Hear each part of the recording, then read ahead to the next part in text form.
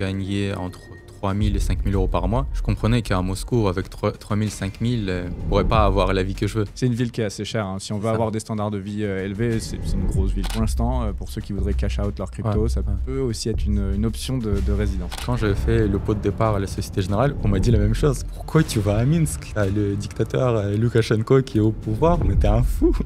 Ils ont vraiment ça dans la tête. Je cherche un homme, un mari pour faire des enfants, pour faire toute une vie avec. C'est l'endroit où il y a le plus d'avions de chasse au mètre carré du monde. Enfin, je pense dans les destinations où il y a le plus de belles femmes. Tu te sens plus français ou russe?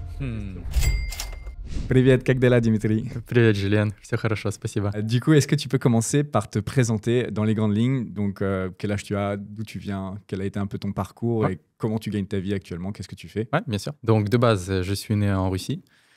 J'ai dû partir pour la France avec mes parents quand j'avais 9 ans et avec mon frère. Tes deux parents sont russes? Ouais, les deux parents sont russes. Donc, mon père, c'était un ancien athlète. Okay. Donc, il faisait de la course à pied en France. Et donc, on l'a rejoint pour éviter les allers-retours qu'il faisait. Donc, je ne connaissais pas le français. On nous a mis à l'école quelques semaines après qu'on est arrivé à l'école. Je ne comprenais rien. Ouais, tu m'étonnes. Il y avait les profs qui me parlaient. Je faisais le mec qui soit oui, soit non. Et je regardais les réactions. Quand je voyais que la réaction n'était pas bonne, c'est que je comprenais que c'était pas un oui ou que c'était pas un non. Donc c'était assez marrant pour pouvoir s'adapter. Et t'as mis combien de temps à apprendre le français d'ailleurs? Je pense que j'ai dû avoir pour 6 mois. Après 6 mois, j'ai commencé à comprendre, à commencer à vraiment pouvoir m'exprimer. Donc ouais, c'était assez fun. Et après, bien sûr, plusieurs années pour perfectionner le français. Et tes parents, ils ont mis combien de temps à apprendre le français pour voir un petit peu la différence entre un enfant? Parce que souvent, les gens qui nous regardent, ils ont parfois peur de s'expatrier dans des pays où la langue sera plus la même. Les enfants, normalement, c'est une éponge, ça va très vite, comme tu as dit, 6 mois. Tes parents, en comparaison, ça a mis combien de temps pour maîtriser à peu près le français? Beaucoup plus déjà, ça c'est sûr. Plusieurs années. Après, dès qu'ils ont compris le fonctionnement, qu'il faut plus pratiquer. Si tu veux améliorer le speaking, il faut plus parler au français. Si tu veux comprendre, tu regardes plus la télé, les films en français. Parce que nous, ce qu'on a commencé à faire, c'était regarder les dessins animés comme tout enfant. Et c'est que comme ça qu'on a commencé à comprendre ce qui se passe. Et donc, eux, dès qu'ils ont commencé à appliquer ça, ça a pris. Et donc, ils commençaient à comprendre le français. Mais c'est sûr qu'ils ont toujours l'accent quand ils parlent. Ça a été prouvé scientifiquement. C'est qu'après 12 ans, je crois, que ton palais, il ne peut plus avoir un accent comme un natif. Okay. Et donc, vu que nous, on est arrivés avant qu'on avait 12 ans, donc on parle couramment français avec mon frère. Ok. Ton frère, il avait à peu près le même âge que toi? Oui, il a 2 ans de plus que moi. Ok, donc ça a été aussi pour lui. Il parle très bien français, j'imagine aussi. Ok, donc 9 ans, arrivé en France, tu as fait ta scolarité du coup et toute ton adolescence en France, c'est ça? Exactement, donc je fais l'école primaire, donc CM1, CM2, le collège, le lycée, après université, pas université, école d'ingénieur. Ok, école d'ingénieur. Ouais. Tu as été jusqu'au bout de tes études? Ouais, jusqu'au bout. Ok. En fait, je suis allé jusqu'au bout parce que j'avais pris le crédit, le prêt, comment il s'appelle? Le prêt étudiant. Et c'était ça qui m'obligeait d'aller jusqu'à la fin. Donc oui, on se dit peut-être c'est pas fou de prendre un crédit, mais ça oblige de finir les études parce que sinon, non. Toi, tu avais déjà envie d'entreprendre à ce moment-là? Non. Quand j'avais commencé les études, je ne savais pas ce que je voulais vraiment faire. Ok. Donc, c'était sympa les 2 premières de prépa intégrée qu'on avait pour comprendre ce qu'on voulait faire. Mais c'est qu'en 5e année, en fin de 4e année, que je commençais à faire l'entrepreneuriat. Ok. En parallèle de tes études? Ouais, exactement. J'avais d'abord pris une formation sur l'infoprenariat. Mais vu que je n'avais pas de connaissances à vendre, je me sentais, tu vois, j'avais ce sentiment de l'imposteur. Ouais. C'est ça. Je me disais, mais qu'est-ce que je raconte, quoi? Pourquoi je vends ça aux gens? Mais ça m'a permis de découvrir la vente. Et le business en ligne. Le business en ligne, la publicité Facebook, pour après comprendre que c'est plus simple de vendre des produits quand tu n'as pas de connaissances que de vendre des infos que tu ne maîtrises pas. Donc ça, c'était en 2016 que tu as commencé le business en ligne. Maintenant, tu as quel âge d'ailleurs pour planter un peu le décor, parce qu'on ne l'a pas dit encore? C'est ça. Donc maintenant, j'ai 29 ans. 29 ans. Ouais. Et actuellement, quelles sont tes activités? De quoi tu vis? Je fais de l'e-commerce. Donc, j'ai commencé par du dropshipping. Après, je suis passé sur du stock. Donc, de l'e-com pur et dur. Et là, on repart sur du dropshipping pour ne pas avoir de soucis de cash flow, pour avoir plus de marge. Ok, donc e-commerce de produits physiques. Oui. Donc, c'est quelque chose que tu fais maintenant depuis plusieurs années. C'est ce qui t'assure en fait ton train de vie. Tu n'es pas employé, tu fais rien d'autre, uniquement web entrepreneur. Exactement. Et tu n'es jamais passé par la case employé d'ailleurs, à part Si. dans ton stage, non? Ah si? Si, en fait, en 5e année, j'étais en alternance à la Société Générale de Paris, La Défense. Ok. Donc c'est... En alternance, t'as jamais eu un emploi? Ouais, sinon... Ok. Et t'étais destiné... On peut dire que si. On peut dire que si, parce que les étés, je faisais des petits jobs, je faisais du nettoyage chez des personnes handicapées. Ok. Donc ça aussi, c'est... Ouais, c'est une sorte de job. Ça, mais c'est presque aussi un peu de l'entrepreneuriat. T'as été te chercher un petit job pour avoir un complément, pour avoir de l'argent. Donc c'est déjà une bonne mentalité. Et c'est quelque chose que tu avais depuis plus jeune? Tu t'es toujours dit que tu serais entrepreneur ou pas spécialement? C'est arrivé un petit peu par hasard? En fait, je pense que c'est lié à l'éducation. Parce que mon père, il me disait toujours que si je voulais quelque chose, il fallait que je gagne par moi-même. Et donc, j'avais toujours cette idée en tête, comment je peux faire pour gagner de l'argent, pour avoir ce que je veux. Et par contre, dans ta famille, il y avait des entrepreneurs ou pas? Non. C'est juste l'éducation, le fait qu'il t'ait dit, voilà, si tu veux quelque chose, il faut que tu ailles le chercher. Et donc, toi, tu t'es dit, le chemin le plus court, c'est des entrepreneurs. Exactement. Et vu que sur Internet, comme la plupart des gens, tu tapes comment faire de l'argent. Et tu découvres petit à petit sur YouTube différentes façons de faire. Et au bout d'un moment, je me suis arrêté sur ça. Mais ça aussi, c'est ce qui était marrant, c'est que en fait, l'e-commerce, j'ai découvert ça plus en 4e année de mes études. Parce que pendant toute l'année, on faisait de l'informatique, il fallait coder les sites Internet par nous-mêmes. Je me disais, mais c'est pas possible, il faut être fou pour coder un site en HTML, CSS et PHP. Et à la fin de l'année, on nous dit, ouais, vous savez, il y a des CRM, des constructeurs de sites web, de magasins en ligne. Vous ne pouvez pas le dire plus tôt, quoi. Pourquoi on s'est cassé la tête à faire le site, le projet, etc. Juste pour faire un point pour ceux qui ne sont pas techniques, en fait, ce qu'il est en train de dire, c'est que tu as appris à coder toute pièce, vraiment comme un artisan des sites web. Et en fait, tu t'es rendu compte à la fin de l'année que c'était un peu une supercherie parce qu'il y avait Shopify ou en 3 clics ou bien WooCommerce avec WordPress où tu pouvais créer une boutique. Ouais, en quelques heures. 15 minutes. Déjà, tu peux avoir une boutique en 15 minutes. Après, si tu veux qu'elle soit jolie, quelques heures, effectivement. Et toi, tu avais appris vraiment toutes les lignes de code, etc. Et finalement, bon, ça te sert peut-être de temps en temps quand même, non? Quand tu veux faire un truc un peu custom. Exactement. Pour personnaliser le site, le magasin, ça m'aide, mais la plupart du temps, c'est plus simple de prendre un mec sur Fiverr pour 5-10 euros pour qu'il le fasse, alors que moi, je passe des heures à le faire parce que je le fais par tâtonnement. Et puis maintenant, avec toute l'intelligence artificielle, les chats GPT, etc., tu peux aussi avoir des lignes de code déjà directement faites. Ah oui, mais ça, c'est une folie. J'ai essayé il n'y a pas longtemps. Tu lui donnes juste une image de la section que tu veux. Tu lui dis, je veux cette section sur Shopify avec codé en custom liquide. Il te donne le code, tu fais coller. Ça fonctionne. C'est une dinguerie. Donc, maintenant qu'on a posé un peu le contexte de ce que tu fais, quel âge tu as, de tes passages un peu dans la vie, donc né en Russie, ensuite en France et ensuite en Biélorussie. Et c'est là où on s'est rencontrés il y a 3 ans et demi, à peu près 3 ans et demi, quelque chose comme ça, à Minsk. Donc, c'est là où tu as décidé de t'expatrier pour la première fois. Donc, on va rentrer un petit peu dans le vif du sujet, justement. Déjà, pourquoi la Biélorussie et pas la Russie, puisque tu es russe? C'est la première question. Ouais.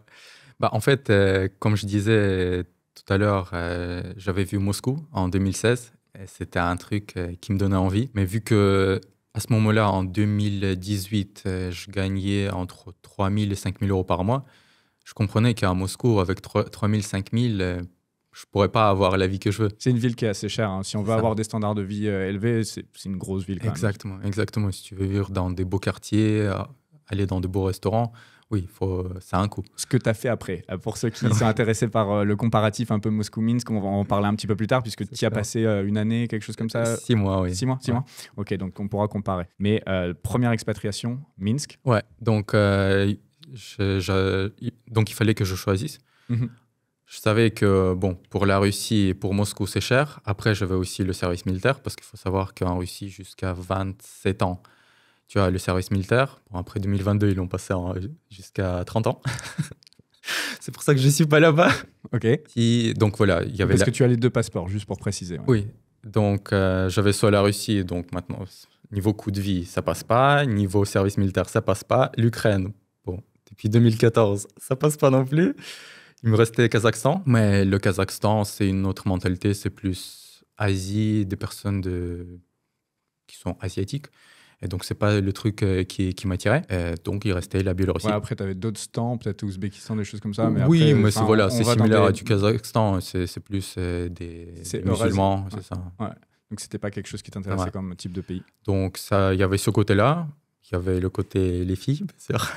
Mais ça, on parlera plus tard. On garde ça, on garde le meilleur pour la fin. Mais c'est vrai que c'est un des endroits où il y a les plus belles femmes du monde. Exactement. Après, il y avait la fiscalité, parce que bon, je pense que c'est pas Non, c'est pas un tabou. secret, Ouais, c'est pas un secret, mais c'est beaucoup moins cher, c'est beaucoup moins que la France. Mhm. En France, j'avais le choix entre payer plus de 50% aux impôts et aller à Biélorussie où c'est 13%. Donc le choix a été vite fait. Puis quatrième chose, c'est que c'est un pays non CRS, Ouais. donc qui fait pas d'échange de données. Donc le choix a été vite fait. Et pour continuer un petit peu à planter le décor avant de passer vraiment sur l'expatriation, ta vie sur place en Biélorussie, on va faire un petit point géographie parce qu'il y a plein de gens qui vont nous regarder qui ne vont pas connaître qu'est-ce que c'est que la Biélorussie. Beaucoup de gens d'ailleurs confondent ou mettent ensemble Biélorussie et Russie. D'ailleurs, les Biélorusses n'aiment pas spécialement ça. Ils cherchent à ce qu'il y ait une distinction, même si historiquement, Biélorussie, c'est la Russie blanche et c'est un peu la même souche en soi. Est-ce que tu peux nous dire où ça se trouve, quelle est la population pour que les gens aient un petit ordre d'idée? Ouais. Donc en fait, la Biélorussie se trouve entre la Pologne et la Russie. Niveau habitants, on est à 9 millions.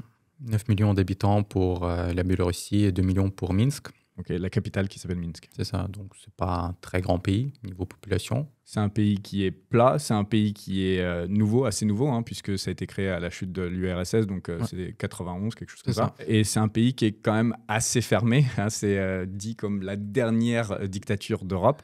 Après, il y a certains pays qui sont des démocraties, qui sont plus proches de la dictature que la Biélorussie, mais c'est un pays qui est quand même assez difficile d'accès. Est-ce que tu peux nous expliquer un petit peu comment ça se passe quand on veut y aller, si on voulait visiter la Biélorussie? Parce qu'on ne peut pas prendre un billet d'avion, par exemple, Paris-Minsk. Il y a des complications qui se sont créées depuis 2020. Et maintenant, il faut soit passer par la Turquie, parce qu'il y a des vols directs Istanbul ou Antalya jusqu'à Minsk. Tu peux passer aussi par Dubaï. Tu peux passer par la Russie, mais je crois que là, il y a un souci de visa. Ça dépend, ouais. Et ça dépend quel type de visa tu as. Ouais, effectivement. Parce que c'est considéré... En fait, encore une fois, c'est là où c'est ambigu. C'est que c'est considéré comme s'il n'y avait pas de frontière entre les deux. Ouais, comme un seul et même pays. Donc, quand vous rentrez en Biélorussie, vous ne pouvez pas aller directement en Russie, suivant le visa que vous avez, encore une fois, ou à part si vous êtes russe. Mais un Français qui va sans visa en Biélorussie, sachant qu'on peut y aller avec nos passeports européens, sans visa, ne pourrait pas ensuite juste traverser et aller en Russie. Il faudrait d'abord qu'il repasse par la case Ouzbékistan, ou bien Turquie, ou bien Dubaï, ou sortir peut-être par... Il y a un pays limitrophe par la Pologne, il me semble peut-être, non? La Lituanie, peut-être. Lituanie, oui, c'est la Lituanie où ils vont tous, c'est ça, non? C'est ça. Bah, maintenant, je sais pas, à niveau frontière, je crois qu'ils ont fermé les frontières avec la Russie et la Lituanie. Ah, ok. Donc maintenant, tout le monde passe par la Biélorussie, les camions, etc. Par la Biélorussie? Ouais. C'est-à-dire? Ah, si tu as un camion qui vient de Pologne, et il passe par la Biélorussie, la frontière, et après, il va en Russie. Ah, ok. Et même si ça serait plus proche d'aller en Lituanie ou Lettonie, je les confonds à chaque fois, mais les frontières, je crois qu'ils sont fermées. Ok. Ah oui, et donc aussi pour dire qu'en français, il peut aussi venir par la voie terrestre. Ok. Prendre un bus de Vilnius jusqu'à Minsk, ça prend 4 heures. Avant, ça prenait 6 heures, maintenant, c'est 4 heures. Ce qui est le plus long, c'est le passage de douane, il me semble. Oui. C'est ce que disaient souvent c'est ça. des personnes qui passaient par là. Donc oui, parce que sinon, la route, tu en as pour 1 heure, 1 heure et demie. Ok. Donc après, c'est le passage de la frontière, la douane. Comment ça se passe un petit peu si tu dois te faire livrer des produits, du courrier, etc. C'est un peu compliqué, non? Non, il y a toujours des forwarders, que ce soit pour mes business, j'ai des forwarders qui sont à Moscou, si j'ai des colis à faire venir de la Chine. Pareil, si j'ai des achats qui sont faits sur Amazon, je les fais à une adresse d'une personne qui est en Pologne, et après, lui, il envoie à Minsk. Donc il y a tout un système de débrouille qui s'est créé, mais c'est vrai qu'il y a plein de choses qu'on peut faire en Occident ou dans d'autres pays qui n'ont pas de blocus, etc., qui nécessitent un petit peu plus de logistique dans ce pays. Comment tu es devenu résident en Biélorussie et comment quelqu'un qui nous regarderait pourrait devenir résident en Biélorussie? Parce que c'est différent, toi étant... Oui, moi c'est un petit peu plus différent parce que moi j'ai le passeport russe, ainsi que j'ai ouvert une société à Minsk, en Biélorussie, pour pouvoir avoir le motif d'avoir le permis de résidence provisoire d'1 an. C'était ces seules choses qu'il fallait faire. La société que j'ai ouverte, donc je me suis fait un contrat d'embauche, comme quoi je m'embauche moi-même.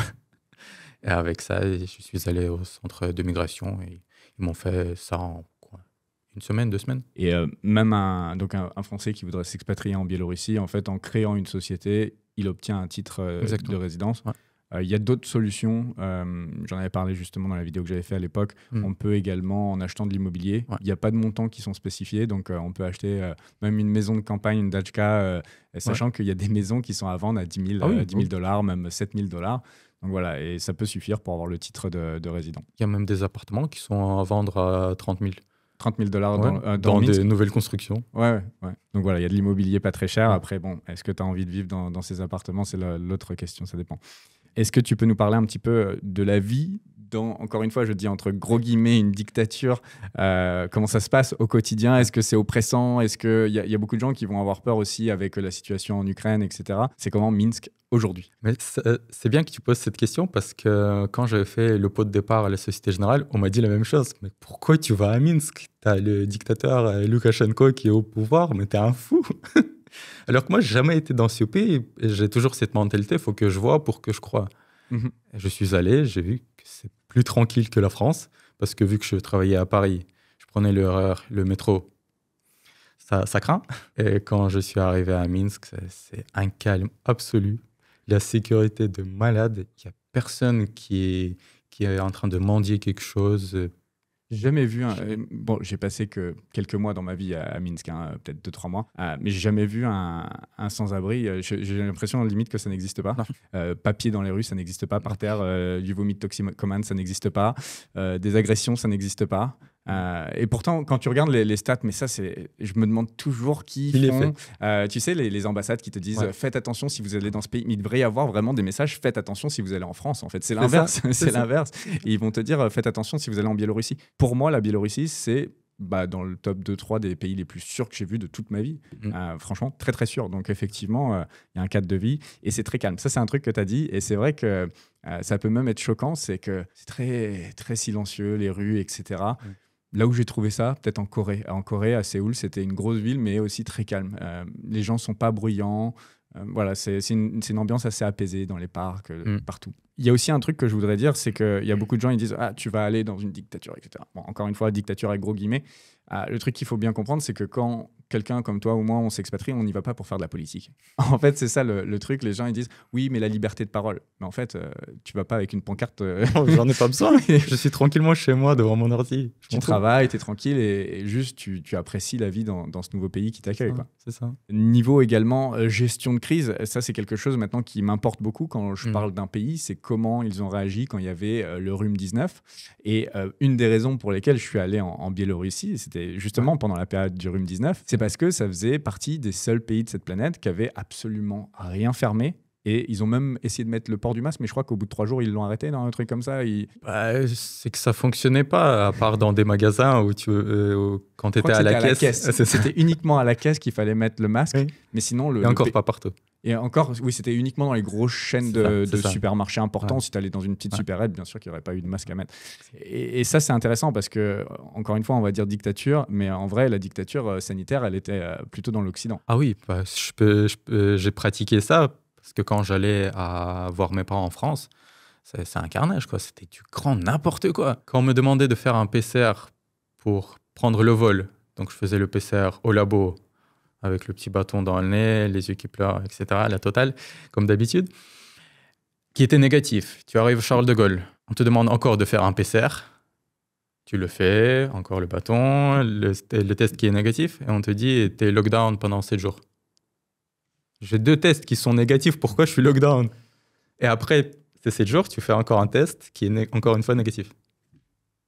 C'est quoi le délire? C'était too much en Occident. Et c'est vrai qu'à Minsk, c'était très apaisé. C'était business as usual, quoi. Il n'y avait rien de spécial, aucune mesure. Et c'était agréable, du coup, dans ce monde qui était devenu tyrannique avec ce truc de rhume 19, encore une fois.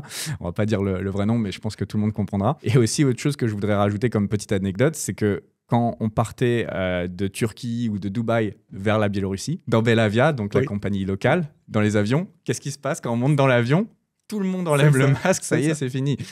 Et c'était vraiment, c'était super agréable quand on sentait qu'on allait vers la liberté. C'est fou de se dire ça, alors que pour l'esprit commun, on allait dans une dictature, quoi.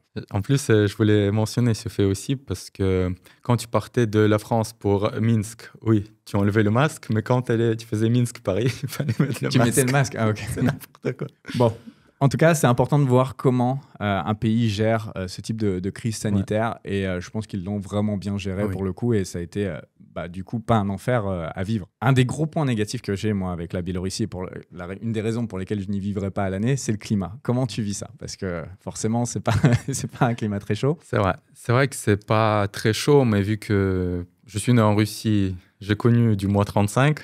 Quand j'étais gosse, tu vas à l'école. Bon, tu n'avais pas l'école quand c'était inférieur à moins 30. Ça, c'était toujours les beaux jours. Après, j'ai vécu dans le nord de la France. Donc, pareil, il ne fait pas super chaud.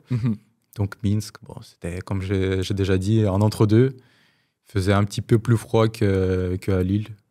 Donc, ça va. Mais sinon, quand il fait du moins 18... Tu fais comme tout le monde, soit tu sors pas, soit tu vas dans un centre commercial, dans un resto, dans un cinéma, je sais pas moi, dans un spa, qui sont super bien développés. À Minsk, c'est les meilleurs spas d'Europe, je crois. Tu trouves d'autres activités. Exactement. Et c'est quoi un peu la répartition de l'année? Combien de mois il fait beau et combien de mois il fait froid? Oui, c'est vrai que ça, la plupart des gens, ils doivent se dire, bon, Biélorussie, ça doit être comme la Russie, il caille tout le temps. Alors que, par exemple, si on prend cet été, il y a eu 5 mois où on a eu plus de 20 degrés. Ouais. Donc, ça voisinait entre 20 et 30 degrés. Donc, c'était un été super long. Alors que j'ai mes parents qui sont dans le nord de la France et ils se les caillaient. Là, tu m'as dit, il y a encore quelques jours, il faisait encore dans les 18 degrés. C'est ça. Il y a une semaine, 2 semaines, il faisait 18 degrés. Et là, au moment où on fait ce podcast, on est fin octobre. Ok, donc ça va. Il y a eu un bel été indien, on va dire, qui s'est bien prolongé. Donc, les étés sont super agréables à Minsk. Moi, j'y suis allé qu'en été. J'y suis toujours allé juin, juillet, août. Ouais. Je me suis jamais aventuré hors de cette période-là. Après, les hivers peuvent être rudes. Donc, on parle de moins 20 à peu près, c'est ça, au maximum? Il y a quelques jours dans l'année où il fait moins 20. L'année dernière, j'avais acheté exprès un manteau spécial pour l'hiver. Je l'ai acheté en France. C'était écrit, ça résiste jusqu'à moins 15. Il y a eu un jour où il a fait moins 18. J'ai compris que oui, ce manteau ne résiste pas. Ah non? Et c'est tout. Ok. Donc, la plupart des gens qui vont nous regarder sont francophones. Pour la plupart, parlent peut-être un peu d'anglais, mais ne vont pas parler russe. Comment ça se passe localement? Quelles sont les langues parlées déjà? Est-ce qu'on parle le biélorusse ou le russe? Tout le monde parle le russe. Le biélorusse, il n'y a que des hipsters, comme je les appelle. Qui parlent le biélorusse? C'est ça, c'est des rares cas. Et souvent, dans les campagnes peut-être aussi? Et encore, c'est un mix entre, je sais pas moi, un biélorusse campagnard peut-être. Non, il n'y a personne qui le parle. Okay. Pourtant, c'est étudié à l'école. Donc, les gens parlent le russe. Oui. Comme dans pas mal de pays autour. En Ukraine, c'est pareil. Les gens ne parlent pas spécialement ukrainien. La plupart du temps, ils parlent russe. Et pour ceux qui nous regardent, est-ce que ça parle anglais? Quel est le niveau d'anglais local? Comment on peut se débrouiller au départ quand on arrive? À niveau anglais, ça dépend des endroits dans lesquels tu vas. Si tu vas dans une petite supérette du coin, c'est sûr que personne ne va te comprendre. Mais si tu vas dans un aéroport, un hôtel, un centre commercial, la plupart, tu trouveras des gens qui parlent. On a un centre commercial qui s'appelle Dana Mall. Peut-être tu y as été. Oui, il y a même des agents, je ne sais pas si c'est des agents de sécurité ou des employés, ils sont africains. Donc, ils parlent entre eux en anglais. Et donc, si tu as une question, tu vas vers peut-être même eux. Français. Certains j'ai déjà entendu des Africains à Minsk parler français. Ouais, exact. Donc, ce qu'il faut dire, c'est que quand vous allez aller dans les endroits, on va dire, un peu plus huppés ou pour personnes qui veulent sortir, etc., ou des restaurants un petit peu plus huppés, il n'y aura pas de problème. Moi, j'en ai jamais eu de problème, sincèrement. Là où ça peut bloquer, les Uber, les Yandex là-bas, c'est vrai que certains ne parlaient pas. La petite supérette du coin, ouais, effectivement. Mais sinon, en fait, dans un restaurant, il y aura toujours une personne qui va parler. Exact. Et au pire, on est en 2024-2025. Il y a plein d'applications maintenant. Et puis, si vous décidez de vous expatrier là-bas, à un moment, il faut se mettre aussi à apprendre le russe. C'est pas une langue maxi. Ça peut paraître difficile, mais c'est pas maxi difficile à apprendre. Je pense qu'il y a des langues qui sont bien plus compliquées. D'ailleurs, est-ce que tu connais des Français qui se seraient expatriés là-bas et qui parlaient absolument pas russe? Ça arrive quand même. Oui, je connais 2 Français qui sont à Minsk. Il y en a un, c'est Simon. Donc, lui, il a vécu... Il parle quand même... oui. Salut. Simon, on te salue. Simon Vesperini. Vesperini, ouais. Ouais, lui, parce qu'il a vécu en Russie, à Ah, Saint-Pétersbourg, donc oui, il a du russe, qu'il maîtrise quand même à un bon niveau. Après, il y a Antoine, je crois qu'il est venu grâce à Simon à Minsk. Donc lui, il a appris le russe sur place, quoi.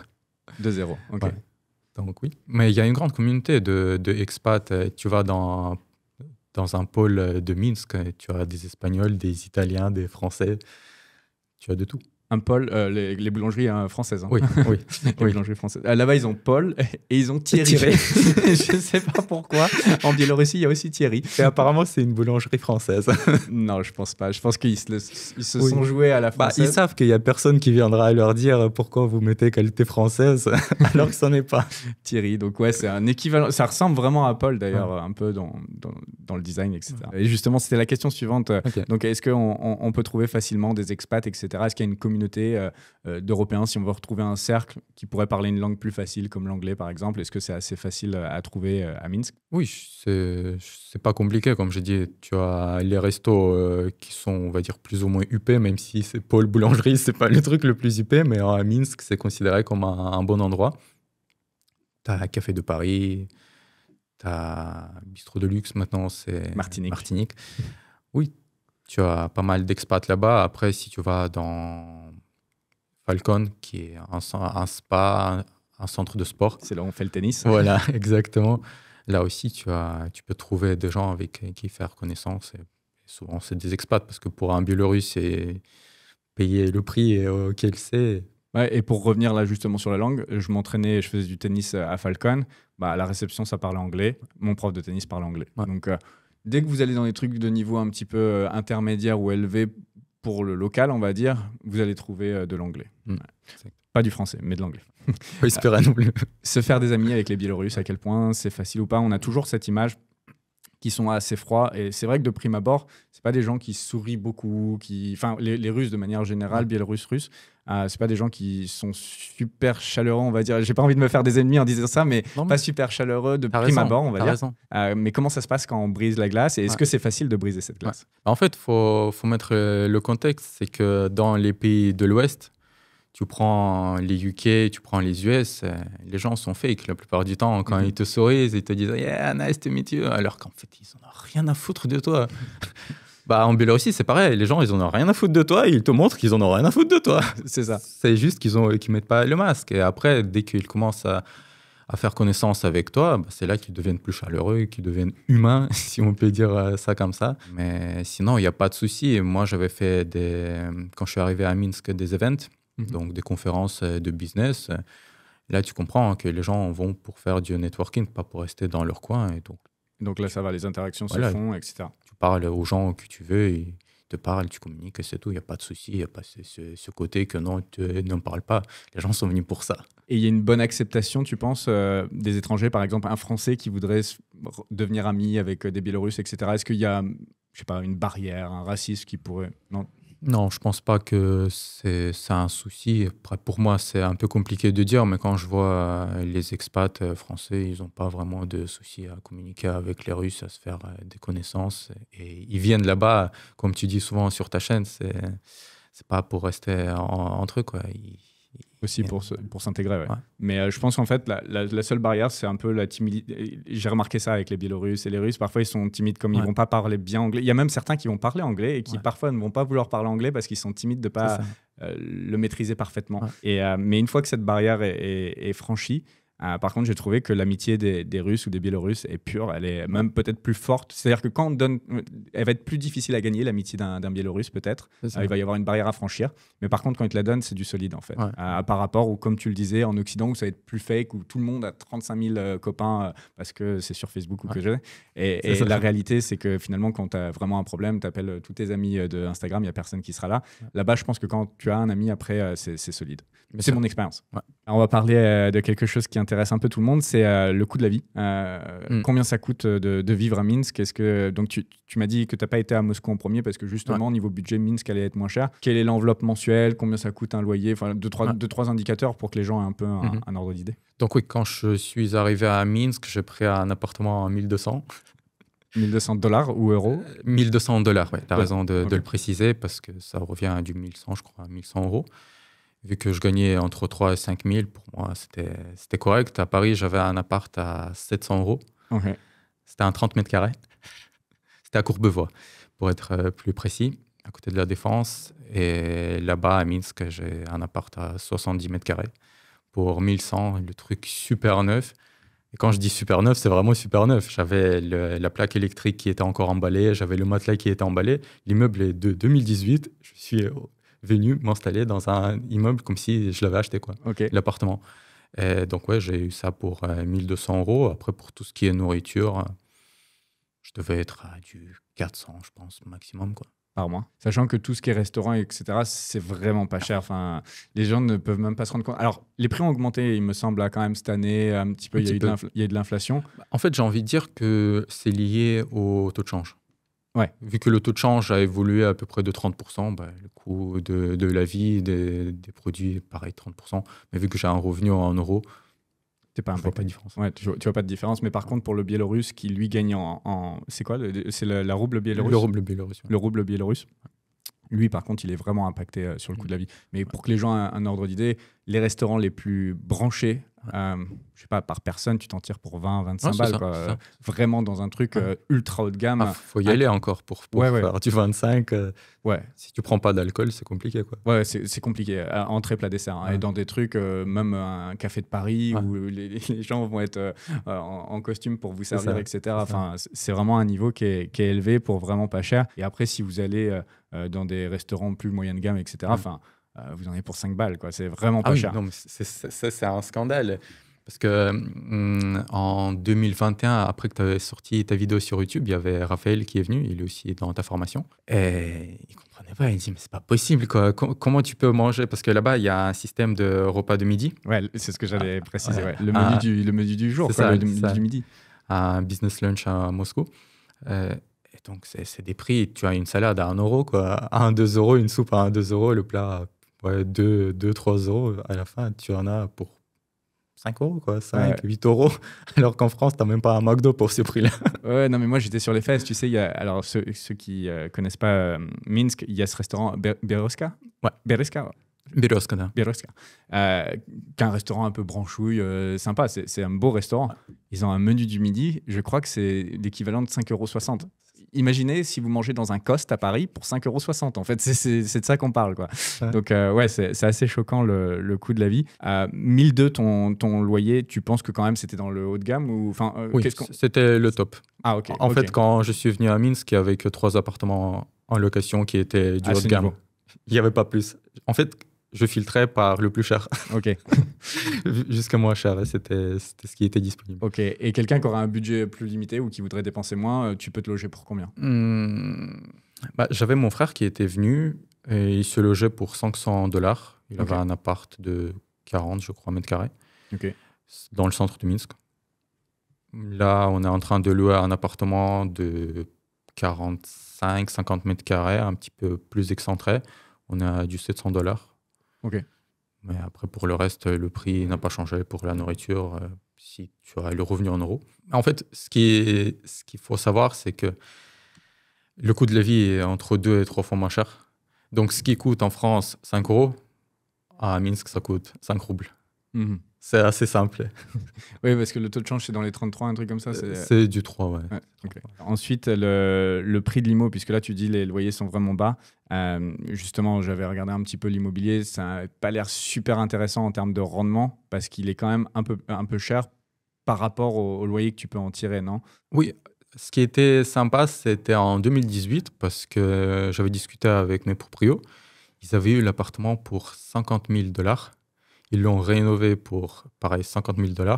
Et donc, ils le louaient à 1200. Donc, tu as un rendement de 10%. Là c'était propre. Ouais. C'était propre. Et maintenant, mais ce même appartement, il coûterait combien aujourd'hui? Il est à 250. 250 000 $. Ouais, ok. Donc, ils ont fait une plus-value de malade. Et moi, quand je suis allé donc en 2021, quelque chose comme ça, ou 2020, je ne sais plus, en plein centre de Minsk, c'était déjà du 2 000 € facile le mètre carré, et même dans des quartiers un peu sympas, ou si on veut être au-dessus, je ne sais pas, des quartiers comme le restaurant que je venais de dire, la Bereska, si tu veux être dans cette zone-là, il me semble que c'était déjà quasi du 3 000 le mètre carré. Et là, il y a tout un nouveau développement qui se fait. C'est ça. Et maintenant, c'est entre 3 et 4000 le mètre carré, Ok. dollars. Donc, ouais, à côté de Berusca, c'est dans le centre. Truc super neuf, super luxueux. Il y en a pour tous les goûts, mais sinon, la plupart, si on prend une moyenne du prix du mètre carré à Minsk, on a du 1300 euros. Ok. Et pour terminer sur ce point, sur le coût de la vie, est-ce que tu peux me donner des fourchettes de budget mensuel, on va dire, pour quelqu'un qui voudrait vivre cheap et quelqu'un qui voudrait vivre comme, comme un king, comme un roi? Ok, ouais, c'est vrai que c'est sympa la façon dont tu poses la question parce que oui, tu peux avoir un appart, tu prends un studio, tu peux avoir un studio à 300 dollars, facile. Ouais. Un petit peu plus excentré, mais tu as le métro à côté et tu as 10-15 minutes jusqu'au centre en métro. Donc 300 dollars, c'est rien. Et pour la nourriture, tu peux t'en sortir pour 200. Donc quelqu'un avec 500 dollars, avec une enveloppe de 450 euros, pourrait vivre à Minsk. Donc ça, c'est le budget cheap. Ça ne serait pas vivre comme un roi, bien sûr. Quelqu'un qui voudrait vraiment sortir dans les beaux restaurants plusieurs fois par semaine, aller faire du tennis à Falcon, qui voudrait vivre dans un beau quartier, un bel appartement, etc. Quel serait le budget mensuel? L'appartement, on va dire, le plus cher qui serait, ça serait dans les 2000, je pense, dollars. Plus haut, c'est assez rare à trouver. À part, je sais pas moi, un 4 bedroom qui sert à rien si tu es tout seul. Donc, tu seras à 2000. Et après, pour tout ce qui est nourriture, si tu sors au resto tous les soirs, tous les jours, matin, à midi, soir, on prend pour du 20 dollars maximum. Donc, ça ferait 600. Ouais. Donc, un budget peut-être de 3000, 3500 grand maximum. Au-dessus de 4000, en fait, c'est aussi ce que j'ai remarqué en 2022, quand je commençais vraiment à gagner beaucoup. J'avais l'impression que je peux pas dépenser mon argent. Je me disais, mais comment je peux encore le dépenser? Je vais au Falcon, au spa, au sauna, au hammam, etc. tous les dimanches. Ça a un coût. C'est le truc le plus huppé. Ça dépense pas. Ouais, donc c'est assez agréable. En fait, on peut avoir vraiment une qualité de vie très élevée pour pas très cher. C'est ça. Fiscalité, on va faire un petit point rapide sur la fiscalité. Comme tu l'as dit tout à l'heure, c'était quelque chose qui a motivé aussi un peu ton expatriation de pas te faire taxer la moitié ou plus de ce que tu gagnais en restant en France. Est-ce qu'on peut faire un petit point rapide fiscalité en Biélorussie? C'est sûr. Donc en fait, tu as l'IS qui a du 18%, si je dis pas de bêtises. Impôt sur les sociétés. C'est ça, impôt sur les sociétés. Tu as l'impôt sur le revenu qui intéresse, on va dire, la plupart des gens qui ont une société à l'étranger, c'est 13%. Donc tous les fonds que tu fais revenir en Biélorussie, tu payes 13%. Si tu ne les fais pas revenir, c'est le genre de pays où il y a une différence entre ce qui est écrit et ce qui se passe dans la réalité. C'est ça, et surtout que... On va pas en dire beaucoup plus. Mais tu peux dire, vas-y, termine ta phrase. Et comme j'avais dit, vu que c'est pas un pays qui est non CRS... Il n'y a pas d'échange automatisé des informations. Et en fait, si vous avez des comptes ailleurs, en fait, ça ne sera pas reporté à la Biélorussie. En fait, il y a un blocus sur ce pays, mais c'est dans tous les sens. C'est-à-dire que ça peut être un inconvénient pour importer des produits, pour y aller, etc. Mais il y a un blocus aussi sur les informations qui leur sont envoyées. Donc, ils n'ont pas vraiment de moyens de savoir ce qui se passe à l'étranger. Juste, je voulais rajouter, donc, tu as dit IS à 18%. Ça va dépendre du type d'activité. Il y a des activités à 16 et même à 0. Je ne sais pas si tu te souviens, on en avait parlé sur tout ce qui est IT, des choses comme ça. Il est possible dans certaines, je ne sais pas comment on peut dire, c'est des sortes de free zone un petit peu. Oui, c'est une sorte de free zone pour tout ce qui est sociétés high-tech qui sont liées à la crypto, qui sont liées à l'éducation. Et donc, si tu implantes ta société là-bas, tu as 0%. Ok. Après, il y a des trucs administratifs à faire. J'avais consulté des avocats. Ils ont dit que oui, ça a un coût, mais voilà, après, tu économises pas mal. Et ça marcherait pour du e-commerce, par exemple? Je pense que oui. Ok. Mais ça ferait pas très sens de le faire dans le sens où les sociétés biélorusses, après, vont être peu fonctionnelles en dehors du marché biélorusse et russe. Exact. Ou peut-être avec les stands aussi, ça doit marcher. Mais si vous targetez une audience occidentale, vous n'allez pas avoir accès aux processeurs de paiement, aux plateformes, etc. Quoique, il faudrait que je regarde. Ça se trouve, Amazon accepte la Biélorusse, ça m'étonnerait. Non. À moins de faire un montage où tu as une société dans un pays et la société qui est en Biélorussie fait de la prestation de services pour cette société. Là, il n'y a pas de souci. Tu fais un petit virement. Ok. Oui, ça pourrait être ça. Ça pourrait être la société mère et tu mets une holding ailleurs, effectivement. Et aussi, il y avait un truc, au moment où j'y étais, mais je ne sais pas si tu es informé, à l'époque, les cryptos étaient exempts d'imposition. Ouais. C'était jusqu'en 2022, 2023, un truc comme ça. Ils avaient mis une règle. Ils l'ont prolongé, je crois, jusqu'à 2025. 2025, ok. Donc pour l'instant, pour ceux qui voudraient cash out leur crypto, ça peut aussi être une option de résidence. Par contre, il y a un truc qu'il faut rajouter, c'est que quand tu as une société là-bas, si tu te verses des salaires, il y a pas mal de charges. Donc, sur le papier, c'est intéressant, yes, hier. Ouais. Ça dépend de comment tu te rémunères, en fait. Si c'est par salaire, il y aura des charges. Donc ça, c'est à prendre en compte un peu en point négatif sur la fiscalité. Et ce matin, j'ai checké ça, ce point. En fait, tu as la possibilité d'optimiser ça, parce qu'en fait, les charges, tu as un montant minimal de salaire que tu dois te verser en tant que directeur, qui est de 500 roubles. Et donc, tu as un pourcentage de charge. À la fin, ça te revient à du 150 roubles de charge à payer tous les mois. Donc, $50. C'est rien. Ok.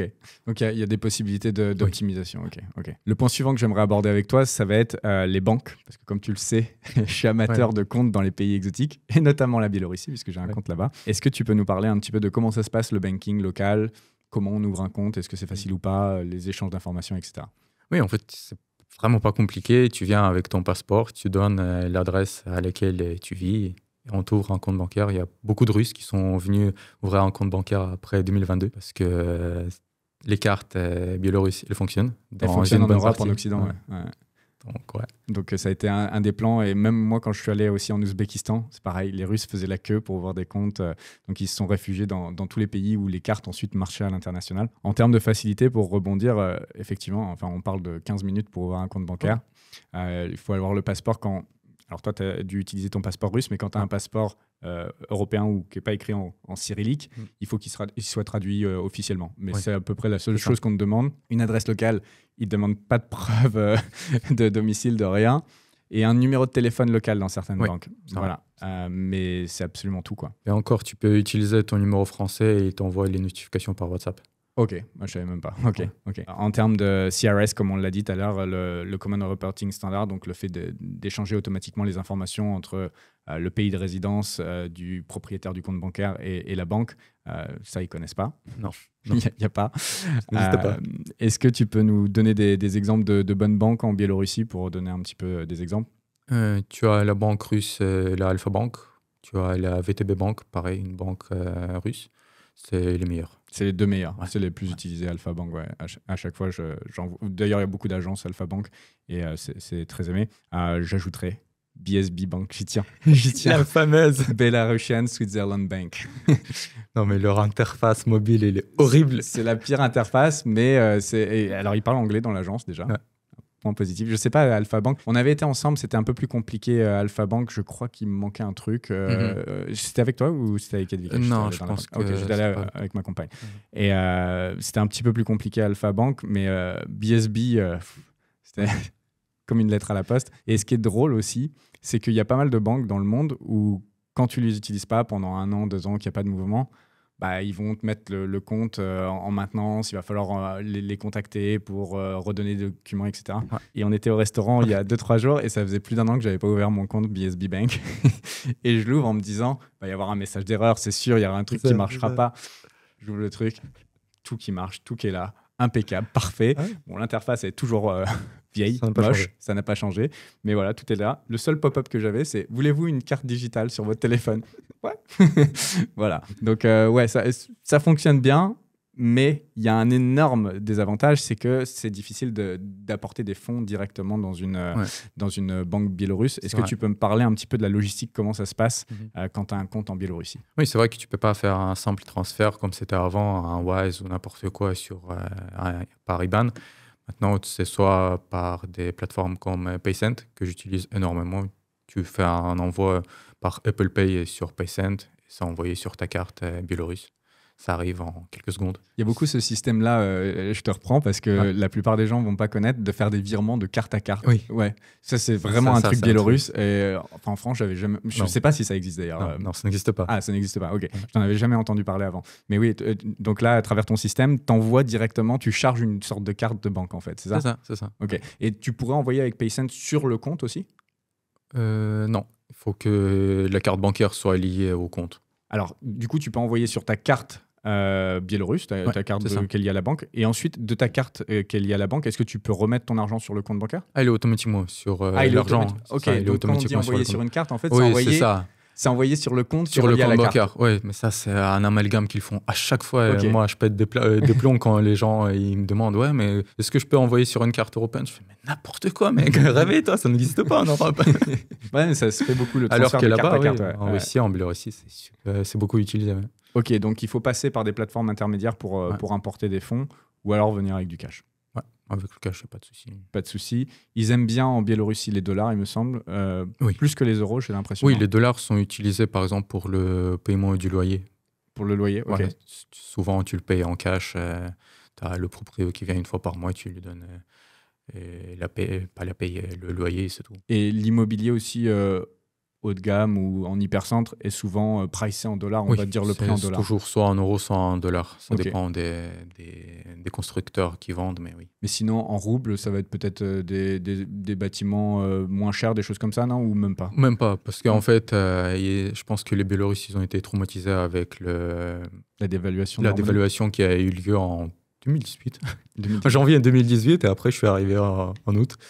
Et depuis, ils font que tout en dollars. Ok. Toujours dans l'écosystème banking, etc.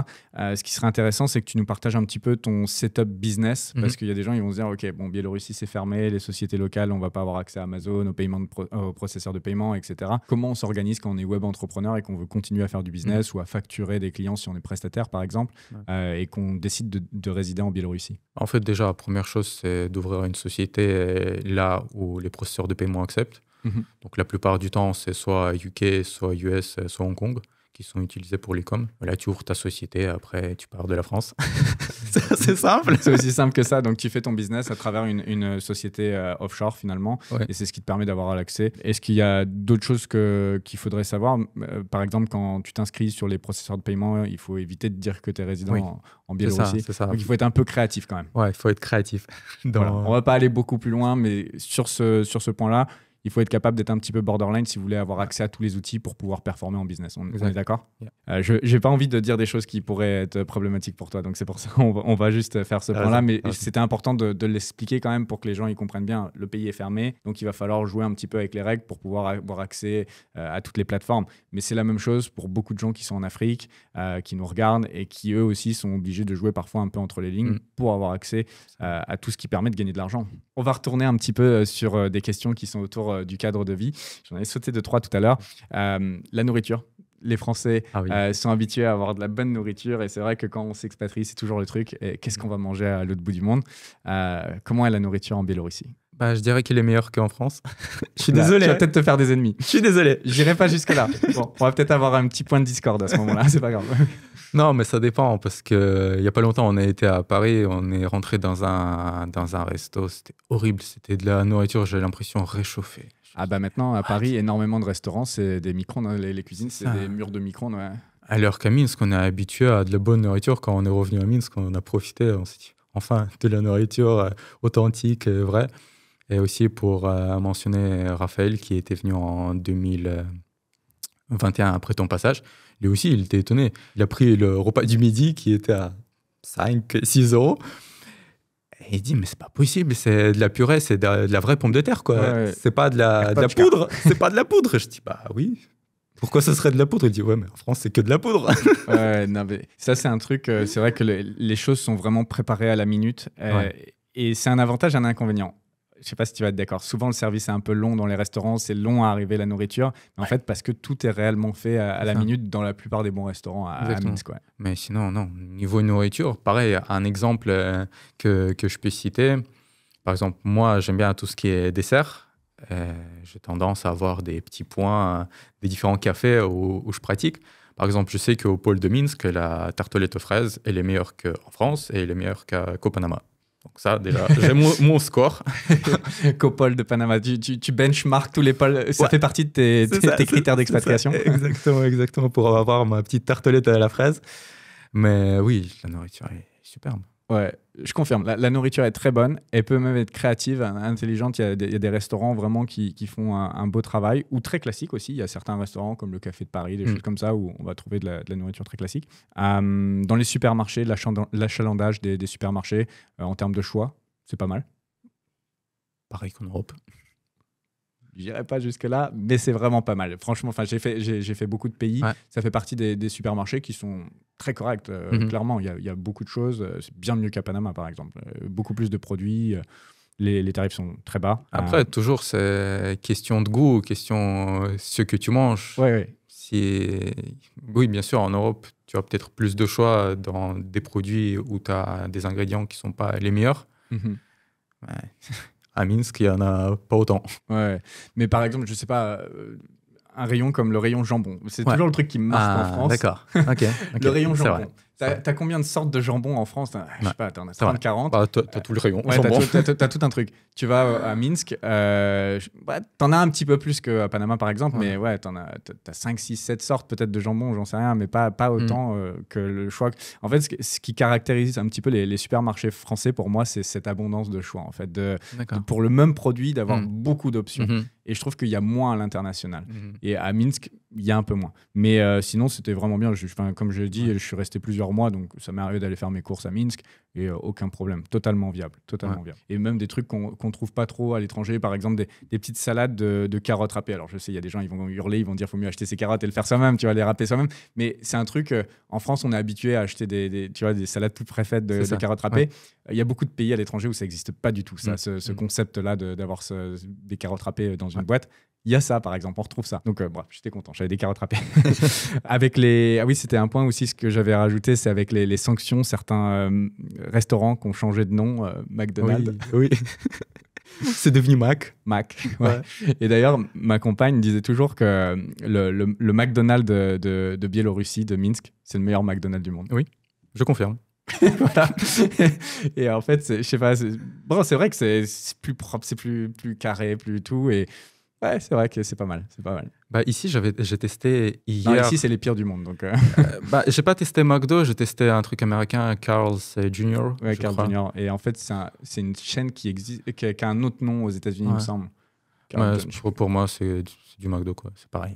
Ouais. Pas ouf. Ouais, je voulais profiter aussi de l'interview pour partager quelques petites adresses de restaurants. On en a déjà partagé quelques-unes. Mais pour ceux qui regardent et qui iront peut-être à Minsk après une interview comme ça, c'est quoi tes restaurants préférés? Il y en a beaucoup. Allez, donne-en 3-4. Ok. Bah, déjà, il y a Fabrique. Ouais. Moi, je l'aime bien pour... Je l'avais dans ma liste. D'accord. Moi, c'est pour le steak. Le steak ribeye qui est dry aged. Donc, je sais pas comment on dit en français. C'est ça qui est vieilli. Au top. Hein. C'est du niveau de Nusret. Ouais. Et tu l'as pour, je crois, 70 roubles. Ce qui fait du 25 €. Ouais. Et c'est le resto vraiment huppé, quoi. Pour les viandes, je vais donner une autre recommandation qui, pour moi, est encore mieux. Amber. Dans le DoubleTree. Je l'avais fait. Et en fait, ils ont tout un frigo à viande âgée, justement, et ils ont un choix encore plus profond. C'est vrai, parce que moi, quand j'y étais, c'était en 2018, j'avais pris un steak et ils n'avaient pas encore la viande âgée. Possible. Alors que maintenant, ils l'ont. Il y a aussi dans le café de Paris, ils ont. Mais là-bas, c'est exorbitant les prix. C'est $100 le 100 grammes. Ok. C'est n'importe quoi. Même chez Nusret, c'est moins cher. Ok. Bon, c'est une anomalie de Minsk. C'est ça. Donc, tu as Café de Paris. Café de Paris, Fabrique. Après, Angels, là, on a été avec toi. Même si, bon, la nourriture, elle n'est pas top, mais l'ambiance, je l'aime bien. Ah oui, c'est vrai. C'est le sushi karaoké un peu. Ouais, exact. C'est un restaurant un peu cool, effectivement. Encore un que tu veux ajouter? Il y en a un où on est d'accord. SBF. Ah oui. SBF. C'est le meilleur pour les fruits de mer. Fruits de mer, tout ce qui est poisson, même des pâtes avec du poisson, des choses comme ça, incroyable. Mon adresse absolument favorite, j'en rêve encore, même si je suis à l'étranger là, Zalkind. Okay. Vraiment très recommandé, italien un peu élaboré. J'avais mis Charlie aussi que j'aime bien. Amber, on avait dit, voilà, c'est un petit peu tout. J'aime bien le Berioska aussi. J'arrive jamais à le prononcer. C'est vrai. Berioska. Et que j'aime bien. En fait, j'aime bien le cadre, la nourriture. En fait, tout match, c'est bien. C'est très bien. Donc voilà, ça fait quelques petites recommandations. Si vous y allez, vous penserez à nous. Quelles activités tu peux faire à Minsk pendant ton temps libre? Qu'est-ce que tu aimes bien faire quand tu ne travailles pas? Bah, moi, je vais à la salle 4 fois par jour. J'ai de la salle qui a... 4 fois par jour? C'est vrai que je serais plus stock si j'allais 4 fois par jour, peut-être. Mais oui, 4 fois par semaine, j'y vais. Donc, la salle, elle est à 5 minutes de chez moi, une grande salle. C'est vrai que niveau coût, je suis à 80 roubles, donc 25 € par mois. Ok. C'est pas énorme. Avant, je faisais pas mal de tennis, mais là, depuis 2 ans, je pense que la dernière fois, on avait fait du tennis ensemble et depuis, j'en ai pas refait. Faut que je revienne. Ouais, faut que tu reviennes pour que je me remette. T'as les spas, comme je disais, qui sont super développés. T'as un spa Riviera qui est énorme. Je crois que c'est l'un des plus grands spas d'Europe. Ok, c'est possible. Ouais. Le spa Riviera, c'est celui qui est à côté du Falcon ou c'est celui à C'est côté, du Bloom Falcon. Et à côté du Bloom À aussi, côté il y du a- Bloom, c'est ça. En fait, c'est lui. Ah, ok. Ouais, c'est ça. Bloom, qui est une bonne adresse de restaurant aussi. C'est vrai, on a oublié de le dire. Et le spa Riviera, tu as, je sais pas, peut-être 8 saunas différents. Tu as des jacuzzis différents, tu as des piscines, tu as tout ce qu'il faut. Ouais, ils aiment bien, je pense que ça fait partie, j'ai pas envie de dire de bêtises, mais ça fait un peu partie de la culture d'aller au spa, tous ces trucs un petit peu de thalasso, un petit peu aussi. Ouais. Je me souviens qu'à côté du. Donc, à une demi-heure à peu près de Minsk, il y a le Robinson, tu connais? Oui. Ok. Et à côté de ça, il y a des sortes de thalasso un petit peu. Ça a l'air d'être assez développé, d'être quelque chose que les gens aiment bien faire. Ouais. Ça, j'ai pas encore testé, tu vois. Ah, ok. Tu vois, j'ai plus de C'est choses. ça. Moi, c'est que Riviera et Falcon. T'as même les gens de Moscou qui viennent à Minsk pour les spas parce qu'à Moscou, quand j'y habitais, il n'y en a pas. Du standing comme ça, c'est que à Minsk. Il me semble aussi que les gens de Russie viennent pour les casinos. Ah oui. Non, c'est ça? Oui, tu as même le casino qui est à la frontière, qui est Smolensk. Juste, tu traverses la frontière Russie-Biélorussie et tu as le casino. Parce que c'est interdit les casinos en Russie, Ouais, c'est ça? c'est Et ça. en Biélorussie, ils sont légaux. Ok. Ça leur fait de l'argent dans la caisse de l'État. Ok, ouais, je me souviens ça peut être choquant. Il y a pas mal de casinos, c'est vrai. Enfin, choquant. Il n'y a rien de négatif à ça. Enfin, je suis contre, mais Chacun son choix. chacun son choix, exactement. Ouais, en activité, moi j'avais dit, c'est surtout, en fait, c'est une vie citadine quand tu es à Minsk. C'est un peu café. C'est une vie un peu à l'européenne, douce. Café, restaurant, un peu de sport, comme tu l'as dit. Moi, j'aimais bien aller au Falcon Club, là, qui est vraiment des infrastructures, des super terrains de tennis. C'est propre, c'est nickel, c'est entretenu. Enfin, c'est vraiment haut de gamme. Et puis, ça coûte que dalle. Donc, agréable. Robinson, quand on veut un petit peu de nature. Ça faudra que tu ailles vraiment. Ouais, c'est un lac artificiel, mais qui est très grand, où on peut faire du bateau dessus. Tu peux faire un coup de bateau, tu peux manger. Il y a des trucs de thalasso, de retraite un peu autour. Donc ça, c'est pas mal pour avoir vraiment de la nature en étant à seulement 30 minutes de Minsk. Et puis sinon, quelque chose de très populaire, c'est d'aller dans la datcha, passer le week-end, dans la maison à l'extérieur, à la campagne. Et encore une fois, tous les Biélorusses ont un peu ça et on veut passer le week-end. C'est rustique, mais c'est très vivable. C'est ça qui est fou, c'est le coût que ça coûte, ces baraques-là. 15, 20, 30 000 balles. Et alors, bien sûr, c'est pas des villas, etc., avec des piscines. Non, c'est des maisons normales, rustiques. Mais c'est totalement viable. Et tu te dis, ça coûte que ça. Si c'est juste pour un week-end. Ouais. Et donc, c'est sympa. Ça permet d'être à la campagne. Il y a beaucoup des forêts et tout. L'air est pur, d'ailleurs. Vraiment très bon. Donc, voilà un peu les activités en Biélorussie. Le sujet suivant, la santé. Est-ce que tu rentres en France te faire soigner? Ça, c'est la question qui revient à chaque fois. Ouais. La première année, j'avais pratiqué ça, mais je me souviens, j'étais allé chez le dentiste et il dit, mais pourquoi? À Minsk, je suis sûr que vous avez des cliniques, voire même meilleures. C'est lui qui m'a dit, voire même meilleures qu'en France. Un dentiste français t'a dit ça? Ok. Après, je me suis dit, bah ouais, pourquoi? C'est con. Et quand j'ai testé à Minsk, bah oui, c'est un level, waouh.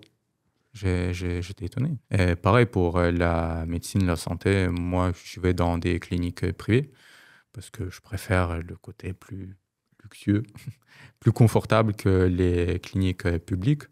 Mais niveau coût, c'est moins cher qu'en France, quoi. Bien sûr. Et j'ai pas besoin d'assurance. Souvent, en France, dans les pays de l'Ouest, on est habitué de prendre une assurance. Moi qui ai fait des études en banque, finance et assurance, pour nous, les assureurs, c'est les pires escrocs. Donc moi, je prends pas d'assurance. Tu payes simplement. Voilà, je paye. Dès que j'ai un souci, je paye. C'est pas énorme. Une fois, j'ai dû faire une opération, ça m'est revenu pour $1000. C'est tout, quoi. Ok. Moi, j'ai expérimenté un tout petit peu. J'avais eu des hernies. Et j'ai expérimenté clinique privée en Biélorussie. Top, la qualité, prise en charge immédiate.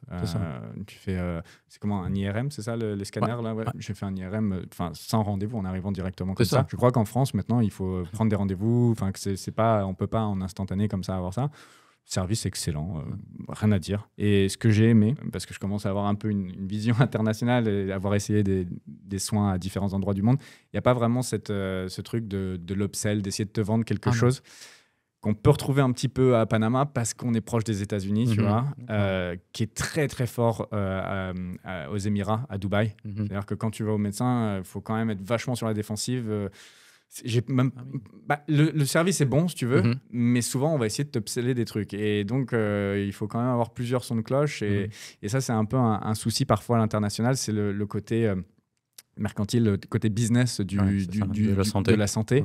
Et ça, j'ai un problème avec ça. De ce que j'ai pu voir de mon expérience en Biélorussie, il n'y a absolument pas ça. Et vraiment, très bonne qualité. Tu viens, tu as un souci, tu dis que tu as un souci, ils regardent, oui, tu as un souci, ils te soignent, c'est tout. Ouais.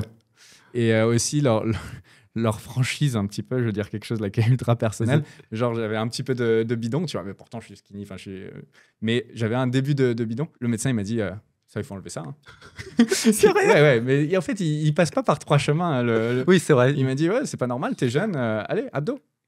Et un médecin français, en fait, il dirait ça, il pourrait pas. Il perd sa licence. Non, il perdrait sa licence et tout.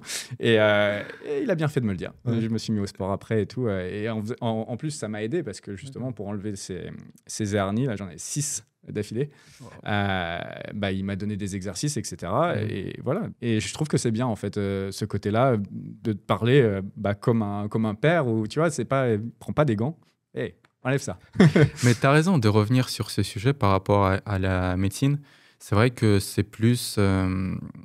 c'est pas comme dans les pays de l'Ouest où on te dit, ouais, il te faut une liste de médicaments à prendre. Quand il y avait le rhume 19, ça, c'était un sketch. Parce qu'il disait, bon, buvez plus de boissons chaudes, de manger plus d'agrumes, mettez du miel dans le thé et restez couché. Je me suis dit, mais c'est n'importe quoi. Il donne des recommandations. 19, normalement, c'est censé être très grave d'après la télé. Ouais. Alors que non. Et pareil, quand tu vas chez d'autres médecins, souvent, ils te donnent des recommandations, par exemple, bouger plus,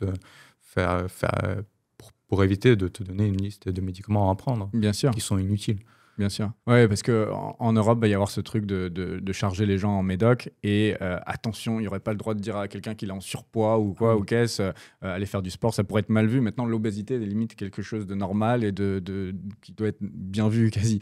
Alors que dans certains pays, comme celui-ci, on va te dire non, il faut que tu fasses du sport et tout. Et je trouve que c'est une bonne chose. Je ne sais pas si tu te souviens, mais en France, quand tu vas chez un médecin, pour chaque douleur que tu as, tu as toujours du Doliprane qui est prescrit. Je ne sais pas pourquoi, s'ils sont des actions ou quoi que ce soit, mais tu as toujours du Doliprane pour tous les problèmes du monde. Ou parce que c'est le truc fourre-tout. Et de toute façon, tout le monde va chez le médecin maintenant quand il a le moindre truc. Donc, le truc, c'est que tu te dis, si tu vas voir le généraliste et pour chaque bobo, il te donne du Doliprane, pourquoi je vais le voir? Tu prends toi-même du Doliprane sans aller le voir. Clairement. Plus simple.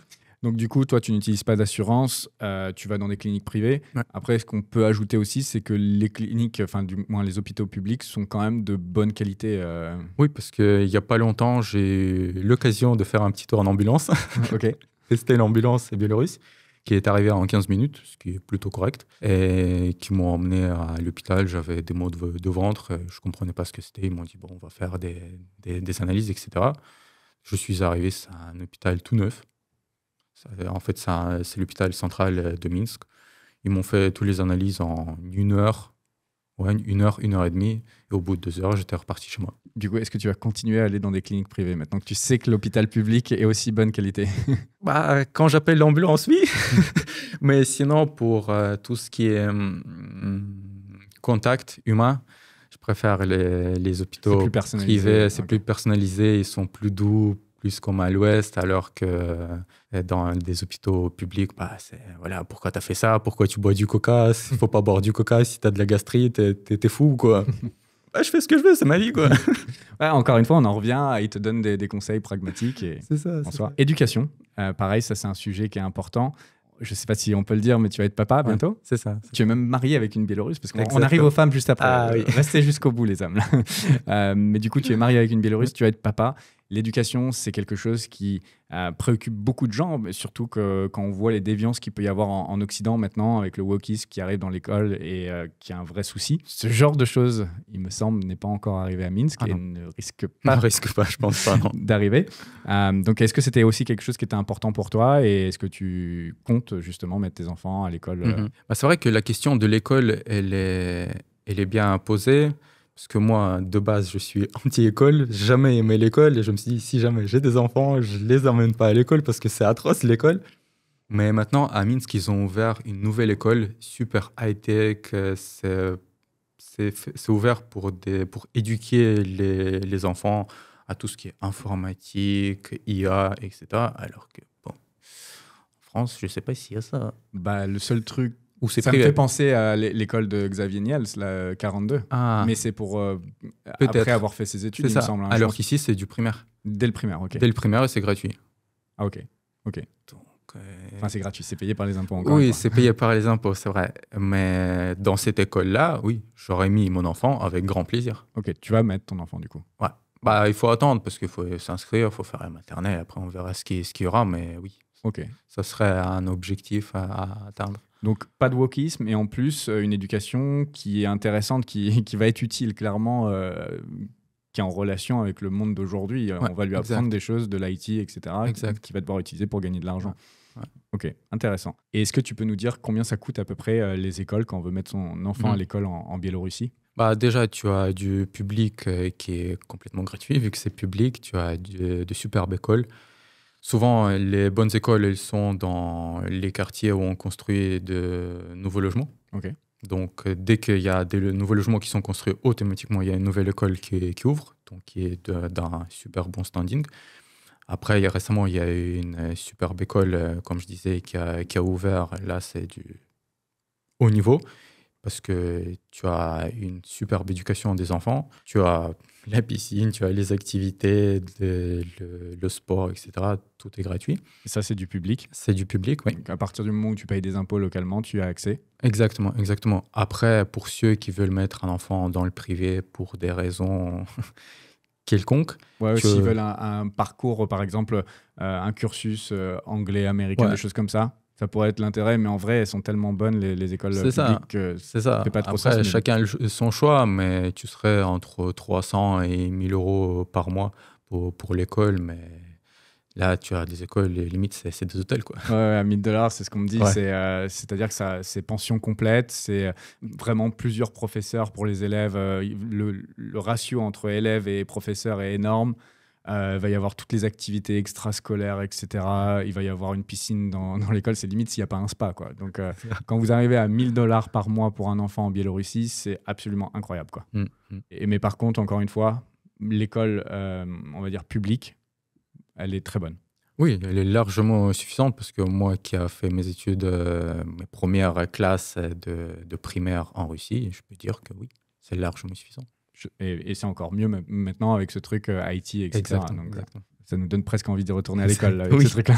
C'est ce que j'ai pensé quand j'ai entendu parler de cette école. J'ai vu la vidéo, à quoi ça ressemble. Je me suis dit, mais vas-y, j'y vais, quoi. Je retourne étudier. Les femmes, c'était le sujet le plus attendu. Ouf. On va parler 5 heures des femmes. Ouais, là, en fait, c'était que le début de l'interview. Maintenant, c'est là le plus long. Dis-moi ce que tu en as pensé. Donc, ça faisait partie d'ailleurs des raisons pour lesquelles tu t'es expatrié il y a 6 ans maintenant en Biélorussie. Ouais, c'est ça. Ça fait partie aussi des raisons pour lesquelles j'y suis allé. C'est l'endroit où il y a le plus d'avions de chasse au mètre carré du monde. Enfin, je pense dans les destinations où il y a le plus de belles femmes. C'est une dinguerie. Quand tu y vas, tu as vraiment ce contraste, que ce soit après la France, après Dubaï, après la Turquie. Quand tu retournes, tu as les yeux, tu regardes partout, quoi. La fracture de la rétine à chaque coin de rue. On dirait un dalleux. Tu es là, à chaque coin de rue, tu as un avion de chasse qui passe et tu comprends pas ce qui se passe. Je pense qu'il y a deux choses. Il y a la génétique, elles sont très belles. Enfin, elles ont des traits qui plaisent, c'est tout. Il y a ça. Et la deuxième chose, il y a le fait qu'il y ait une sécurité qui est extrêmement élevée. Donc, les femmes sont féminines, en fait. Elles peuvent se mettre dans des petites robes, etc. Ouais. Donc, voilà, elles sont jolies dans la rue. Contrairement à Paris, où elles ont peur de se faire agresser, insulter, cracher dessus. Où là, elles vont plutôt se protéger. Elles vont se mettre avec des vêtements pour se protéger. Ouais, complètement d'accord avec toi. Parce que, par exemple, tu vois, dans un centre commercial, ouais, t'en as qui sont habillés en robe, d'autres qui sont en legging bien provoquants. Tu te dis, mais c'est pas possible, t'es pas dans une salle de sport. Elle marche tranquillement, elle se fait pas agresser, il y a personne qui l'accoste. Elle fait sa vie, quoi. Elle sort de la salle. Comme ça devrait être. Voilà, elle sort de sa salle de sport, elle va faire, je sais pas, les boutiques, et c'est tout. Il n'y a aucun souci. Et donc, quand tu vois ça, surtout quand je suis venu de France, j'étais comme un vrai dalleux. Quand tu vois ça, Limite, tu sautes sur n'importe quelle fille pour faire connaissance.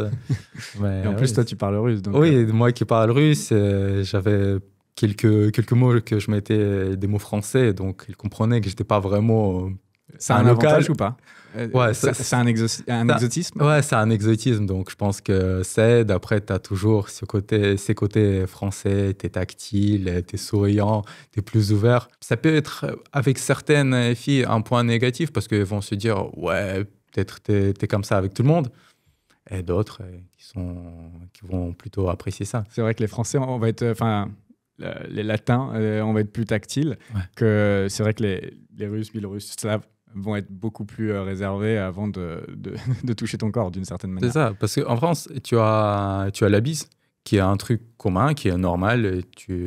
Quand j'étais au lycée, en école d'ingé, avec les filles de ta classe, tu fais la bise pour dire bonjour, c'est normal. Ouais. Mais là aussi, tu as la distance quand même. Ouais, c'est ça. Faire un câlin, c'est déjà fouf. Ouais. Ils sont pas très démonstratifs. Ouais. Après, je sais pas, une fois quand tu es en couple, est-ce que... Ah oui. Oh, si. Là, ça change. C'est carrément l'extrême, quoi. C'est l'autre extrême. Ouais. Et du coup, quand tu es arrivé à Minsk, j'imagine que tu étais célibataire. Il faut mieux d'ailleurs, c'est un Il conseil qu'on vous donne. Tu étais célibataire. Comment ça se passe les premières rencontres? Quel canal tu as utilisé pour rencontrer tes premières copines ou copine? En fait, j'avais anticipé le coup quand j'étais encore à Paris. Je m'étais déjà inscrit sur Tinder. J'ai pris le Gold pour mettre la localisation à Minsk. Ça, c'est un tip. Qu'il faut... J'ai commencé à parler à pas mal de filles, me faire une petite liste de dates. Et donc, je savais que dès que j'arrive à Minsk, le jour même, je vois une fille. Le prochain jour, je vois une autre. Et donc, oui, au début, c'était Tinder. C'est plus que suffisant parce que les avions de chasse, c'est pas que dans la rue, il y a aussi dans les applications. Donc, je faisais les premières rencontres comme ça pour faire connaissance avec les locaux. Parce que oui, ça m'intéresse plus de faire connaissance avec les filles qu'avec les mecs. Ça fait sens, ça peut faire de très bonnes guides. Ouais. Et aussi, je pense que c'est un bon tips parce que, par rapport à aborder une fille dans la rue, là, tu peux déjà faire un peu une présélection de celle qui parle anglais ou pas. Parce que quand tu abordes, pour quelqu'un comme moi, tu abordes une fille dans la rue, tu as des chances qu'elle ne parle pas anglais. Et donc là, c'est un peu compliqué l'interaction. Là, au moins, tu ne te prends pas des râteaux d'incompréhension, on va dire. Exact. Tu avais déjà tes rencarts avant même d'arriver. Organisé, les gars. Très organisé. Ok. Est-ce que dans la rue également, ça se fait d'aborder une fille ou pas, ou c'est mal vu? C'est pas que c'est mal vu, mais j'ai l'impression que les hommes biélorusses sont timides. Ok.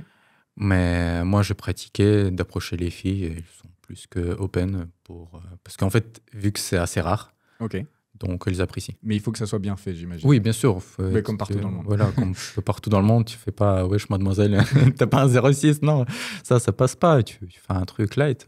Ok.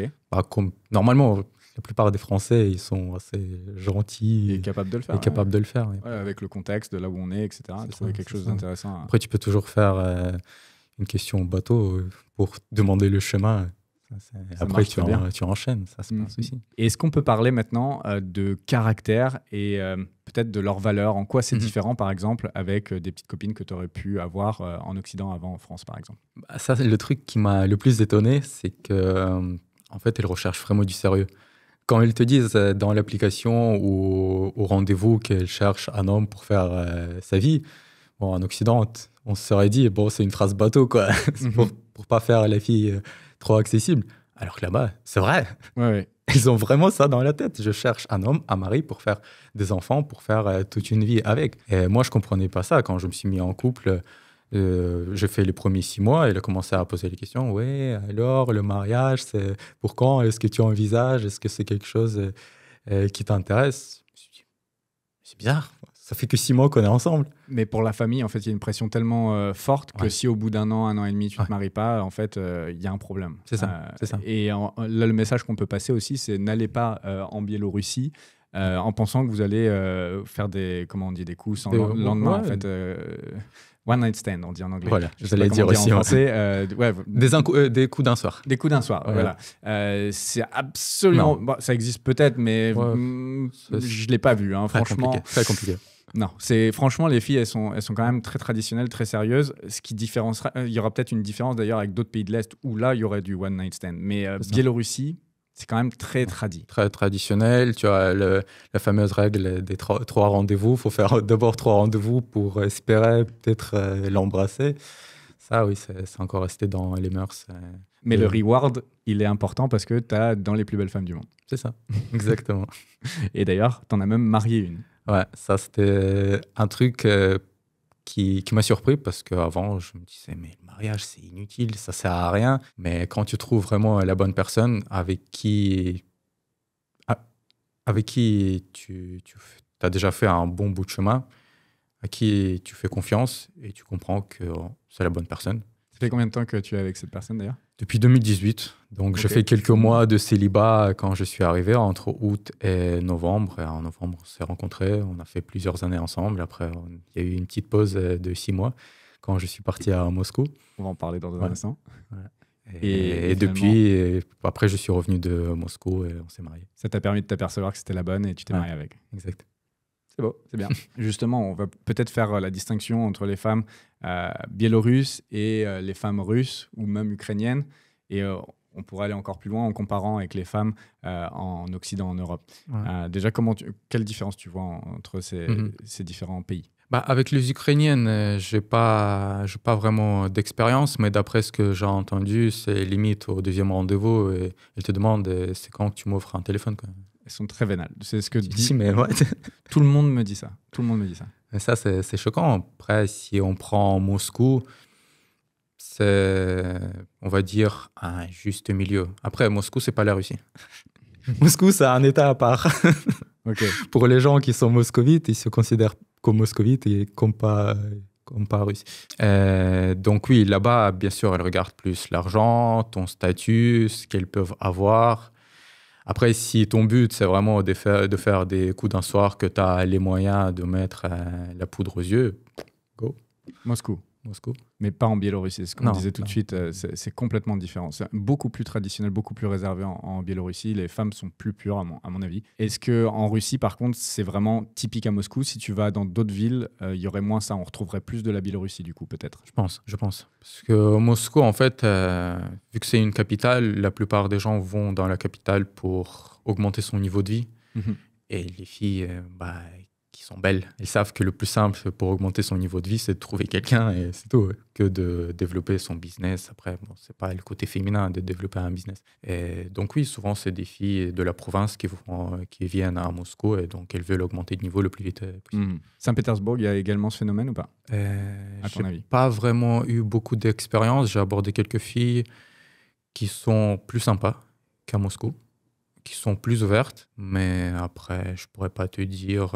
Je pense qu'elles sont moins vénales quand même. Ok, donc ça, c'est pour la Russie. Et si on devait comparer avec l'Occident, avec une femme française, par exemple, quelles sont pour toi les grandes différences entre une femme slave et une femme occidentale? Je pense que c'est le côté familial. Elles sont plus à vouloir fonder une famille, avoir un mari, des enfants, que chercher à faire carrière dans une boîte, faire du business. Pour elle, si elle gagne $1 000, c'est déjà largement suffisant. Elle ne cherche pas à faire du 10 000, 100 000 pas par mois, alors que les hommes, oui. Et ça, c'est un grand avantage parce que tu sais que tu as cette valeur. La femme, elle sera toujours là à s'occuper de ton enfant, à l'éduquer quand toi, tu vas faire du business. Et pas comme c'est en Occident, où dès que l'enfant est né, on cherche une nounou, on se débarrasse du gosse, on le donne à la crèche, à l'école, et tu le vois pas, ton gosse. Alors la question, pourquoi tu as un enfant s'il n'y a personne qui s'occupe? Mais ça aussi, c'est la société qui fait ça. Bien sûr, qui a modelé la femme en lui disant il faut absolument qu'elle aille travailler pour quelqu'un d'autre. Parce que, encore une fois, et je l'ai dit à plein de reprises, le travail d'être mère, c'est le plus beau travail du monde. Et c'est un travail. C'est pas parce qu'il y a beaucoup de gens qui vont dire ma femme ne travaille pas. Non, elle travaille durement et elle fait la chose la plus importante. Elle est en train d'éduquer et de rendre meilleure ta progéniture. Donc c'est quelque chose qui est important et c'est quelque chose qu'on peut retrouver dans ce type de société, effectivement. C'est ça. Et ça, c'est un truc, vu que là, je suis à l'étape où ma femme est enceinte, c'est sa première grossesse, moi, ce sera mon premier enfant. C'est assez marrant de voir. Je sais pas, tu le sens qu'elle devient encore plus féminine, elle devient mère, elle fait plus attention à la sécurité pour que l'enfant soit en sécurité, etc. Ouais, c'est assez drôle de vivre ce moment de vie. Félicitations déjà. Hein. Ça va être chouette. Ça va être une belle aventure. Justement, on vient de parler un petit peu de Moscou. Donc, tu as vécu 6 mois. Tu as vécu en Russie ton enfant jusqu'à tes 9 ans. Si tu devais comparer un peu Moscou et Minsk, par exemple, en 2-3 points, le budget mensuel, la culture, fiscalité, les filles, voilà, 2-3 points positifs, 2-3 points négatifs, pour faire un petit point. Moi, déjà, quand je suis allé à Moscou, je voulais réaliser mon rêve, c'est de vivre à Moscou City. Pour ceux qui ne connaissent pas, c'est un quartier d'affaires, c'est comme la Défense, mais tu as des résidences, tu as des logements, pas que des bureaux. Et donc là-bas, mon coût de vie il a largement augmenté. J'avais l'appart qui était à 2000 euros par mois, parce qu'il y avait le rouble qui a chuté en 2022. Et quand je voyais que je payais 1200 à Minsk, je pouvais vivre à Moscou City pour 2000. Donc le choix a été vite fait. Mais après, ça a rechangé, donc j'ai dû... C'est des apparts à combien en temps normal pour que les gens... 4000. Ah, okay. 3-4 000 à peu près. Ok. Ouais, donc c'était intéressant. Ouais, donc à la fin, au mois d'août, je payais du 3 500 quand le cours est revenu. Ouais, ok. Et après, pour d'autres Parce que là, dépenses... pour le coup, le loyer est en rouble en Russie. Oui, c'est pas en exactement, dollars. C'est pas en dollars. Ouais. Donc, du coup, tu es vachement affecté. C'est pas payé, ouais. Okay. Et j'avais essayé de négocier, ils disent non, ça sera en rouble parce qu'ils savaient que ça allait se retourner dans le sens. Après, pour tout ce qui est resto, activité, j'en avais grosso modo pour du 8 et 10 000 euros par mois. Ah ouais? Ouais, de tout. Donc, c'est vie quasi à la Dubaïote, quoi. Ouais, c'était extrême. En même temps, je faisais matin, midi, soir, je faisais café, resto. C'est vraiment... Donc, c'est plutôt cher, Moscou, là? Ouais. Vraiment? Ouais, ok. Je dirais que c'est 2 fois plus cher que Minsk. Même plus, si tu es à 8-10 000. Ouais, parce que j'allais dans des restos encore plus huppés qu'à Minsk. J'avais un logement encore plus huppé, donc j'avais augmenté de standing. C'est pour ça. Ok, donc si tu étais au maximum de Minsk à 3-4 000, ouais, tu seras 2 fois, effectivement. C'est ça, mais là, tu étais au maximum à Moscou ouais. aussi. Okay. Donc, budget mentionne plus élevé. Culture, est-ce que c'était plus sympa? C'est vrai qu'on n'en a pas trop parlé à Minsk. C'était quelque chose... J'espère que je ne vais pas me faire d'ennemis en disant ça, mais c'était un truc qui manquait un peu. Il n'y a pas trop de musées, etc. Enfin, c'est pas très développé de ce côté-là. C'est vrai. Pour les amateurs de musées, il n'y a pas grand-chose. Quand tu es en Russie, là, pour le coup, il y a quand même y a du choix. Oui, énormément. Donc, énormément, que ce soit Moscou, Saint-Pétersbourg. Saint-Pétersbourg, incroyable, et un des plus beaux musées du monde, l'Ermitage. Donc, ouais. Culture... fiscalité, qu'est-ce que tu en avais pensé à l'époque? Je sais pas si tu avais regardé. Si tu avais eu le temps de regarder, comme tu n'es pas resté longtemps. Fiscalité, non, je ne me suis pas occupé de ça, vu que j'étais de 6 mois en Russie. Mais sinon, c'est pareil qu'à Minsk, quoique maintenant, c'est passé à du 15% l'IR, l'impôt sur le revenu. Avant, c'était 13% comme en Biélorussie, maintenant, c'est du 15%. C'est à peu près plus ou moins pareil. En fait, de manière générale, c'est plus ou moins pareil, ou un petit peu plus que Minsk. Ouais. J'ai regardé. Par contre, il y a quelque chose qui est intéressant. C'est sur des sortes d'auto-entreprises. Là, tu peux être autour des 6% du chiffre d'affaires ou 15% des bénéfices en faisant moins de 2 millions de dollars par an. Donc, Exactement. Déjà, super. C'est largement suffisant. Et tu as aussi certaines régions en Russie où, si tu es résident, je ne sais plus le nom de la région, tu peux avoir du 1%. Ok. C'est rien. Ouais, c'est limite du zéro. Il y a des possibilités de payer très peu d'impôts en Russie. En termes de facilité d'expatriation, maintenant, ils ont lancé dernièrement The Shared Value Visa, un nouveau visa pour ceux qui veulent fuir le wokisme en Occident, où il n'y a même plus le prérequis de la langue russe. Donc, plutôt facile d'y devenir résident également. C'est similaire finalement en facilité d'expatriation, mais un coût de vie qui serait un peu plus élevé que Minsk de manière générale. Mais un petit peu plus de culture. Et fiscalement, suivant comment vous structurez, on pourrait payer quasi moins d'impôts quand même en Russie. Ouais. Sûr. Et le dernier point que j'avais noté, mais tu l'as déjà mentionné tout à l'heure, c'était les filles. Donc, un tout petit peu plus vénal à Moscou qu'à Minsk, c'est ça? Oui. Un peu en différence. Exactement. Comme je disais tout à l'heure, quand tu approches une fille, si tu habites dans un bel appart, si tu as une voiture, c'est un grand avantage. Le fait que tu habitais à Moscou City, par exemple. Voilà, à Moscou City, c'était direct. Tu ramènes une fille à Moscou City, limite, t'as tout. Ok. On n'en dira pas plus. Ouais. Et du coup, qu'est-ce qui t'avait fait retourner en Russie? J'imagine donc la rouble qui est redevenue ça c'est cher face au dollar. Le coût de vie qui a augmenté parce que mon revenu il était en euros. Après, j'ai commencé à voir que la culture des gens qui sont à Moscou est un peu plus différente. Parce que toi, tu n'es pas originaire de Moscou. Hein. Tu es russe, mais tu es originaire de notre C'est ça, ville. de la province. Okay. Et donc, les gens, ils sont là vraiment pour faire de la thune. S'ils doivent marcher sur les autres, ils vont marcher sur les autres. S'ils doivent arnaquer, ils vont arnaquer. Et ça, à ce côté-là, ça ne m'a pas beaucoup plu. Après Minsk, où tout est calme, les gens sont honnêtes, etc. Ouais, c'est une chose que je n'ai pas appréciée. Et puis, je me suis rendu compte que les filles que je rencontrais à Moscou, elles ne correspondaient pas à la fille avec qui j'étais à Minsk. Ça n'avait rien à voir. Et donc, chaque nouvelle fille, je comparais et je voyais qu'il y a un gap énorme. Et donc, c'est à ce moment-là que je commençais à réfléchir, à me dire, peut-être c'est la bonne. Et donc, c'est à partir de ce moment-là, je suis retourné à Minsk. On s'est vu plusieurs fois, on a discuté. Et vous êtes mariés. Ouais. C'est dur de battre le combo biélorusse pour les femmes. Encore une fois, elles sont très belles, elles ont des très beaux traits. Ta femme est très belle, je l'ai vu. En plus de ça, elles sont traditionnelles, classiques. Leur problème majeur, c'est qu'est-ce qu'elles vont te faire à manger, est-ce que tu vas être heureux. En fait, c'est le bien-être de leur homme. Exactement. Donc, effectivement, quand tu as ce combo beauté et bienveillance, c'est dur à battre. Et le reste du monde paraît un peu fade parfois, ou peut être amusant, mais en instantané. Mais en fait, sur le long terme, Biélorusse, c'est pour moi une des meilleures options de ce monde. Et du coup, la question suivante, c'est que tu vas finir par être adopté. Tu es marié avec une Biélorusse, tu vas avoir un bébé qui va être biélorusse. J'imagine qu'il va avoir peut-être les 2 passeports. Je ne sais pas comment ça va se passer. Il aura 3 passeports. Il aura 3 passeports. Bon, déjà, lui, il est bien. Il est bien. Il est bien. Et toi, est-ce que tu vas devenir biélorusse ou pas? Est-ce que c'est quelque chose que tu veux faire ou pas? En comparaison entre le passeport russe et biélorusse, je ne vois pas vraiment d'avantage. Je crois que le russe est même mieux en termes d'accès. En termes d'accès, ouais. En mobilité, il est un peu mieux. Et vu que je me sens plus russe que biélorusse, je préfère garder. Ouais, mais si tu pouvais avoir en plus le biélorusse, tu le feras ou pas? Non. Okay. Non, en fait, pour moi, c'est très similaire à celui de la Russie. Donc, si je devais avoir un autre passeport, ce serait dans un autre endroit du monde. Ok. Mais encore une fois, comme on l'a dit tout à l'heure, les Biélorusses, ils tiennent à ce qu'ils soient différents des Russes, mais en soi, encore une fois, c'est comme s'il n'y avait pas vraiment de frontières et ton passeport russe, il te permet de vivre en Biélorussie facilement. Ça ne te donnerait rien de plus de devenir biélorusse en soi. Vraiment rien. Donc, ok, ça fait sens. À part d'avoir encore un petit passeport de plus. En vrai, si on te le donne, si c'est facile à obtenir... Je pense qu'il faut faire les 5 ans, surtout que je les ai déjà fait. Ouais, en vrai, ça se trouve, tu pourrais déjà le demander. Mais en soi, j'imagine que tu le fais pas parce que ça t'apporterait rien de plus. Exact.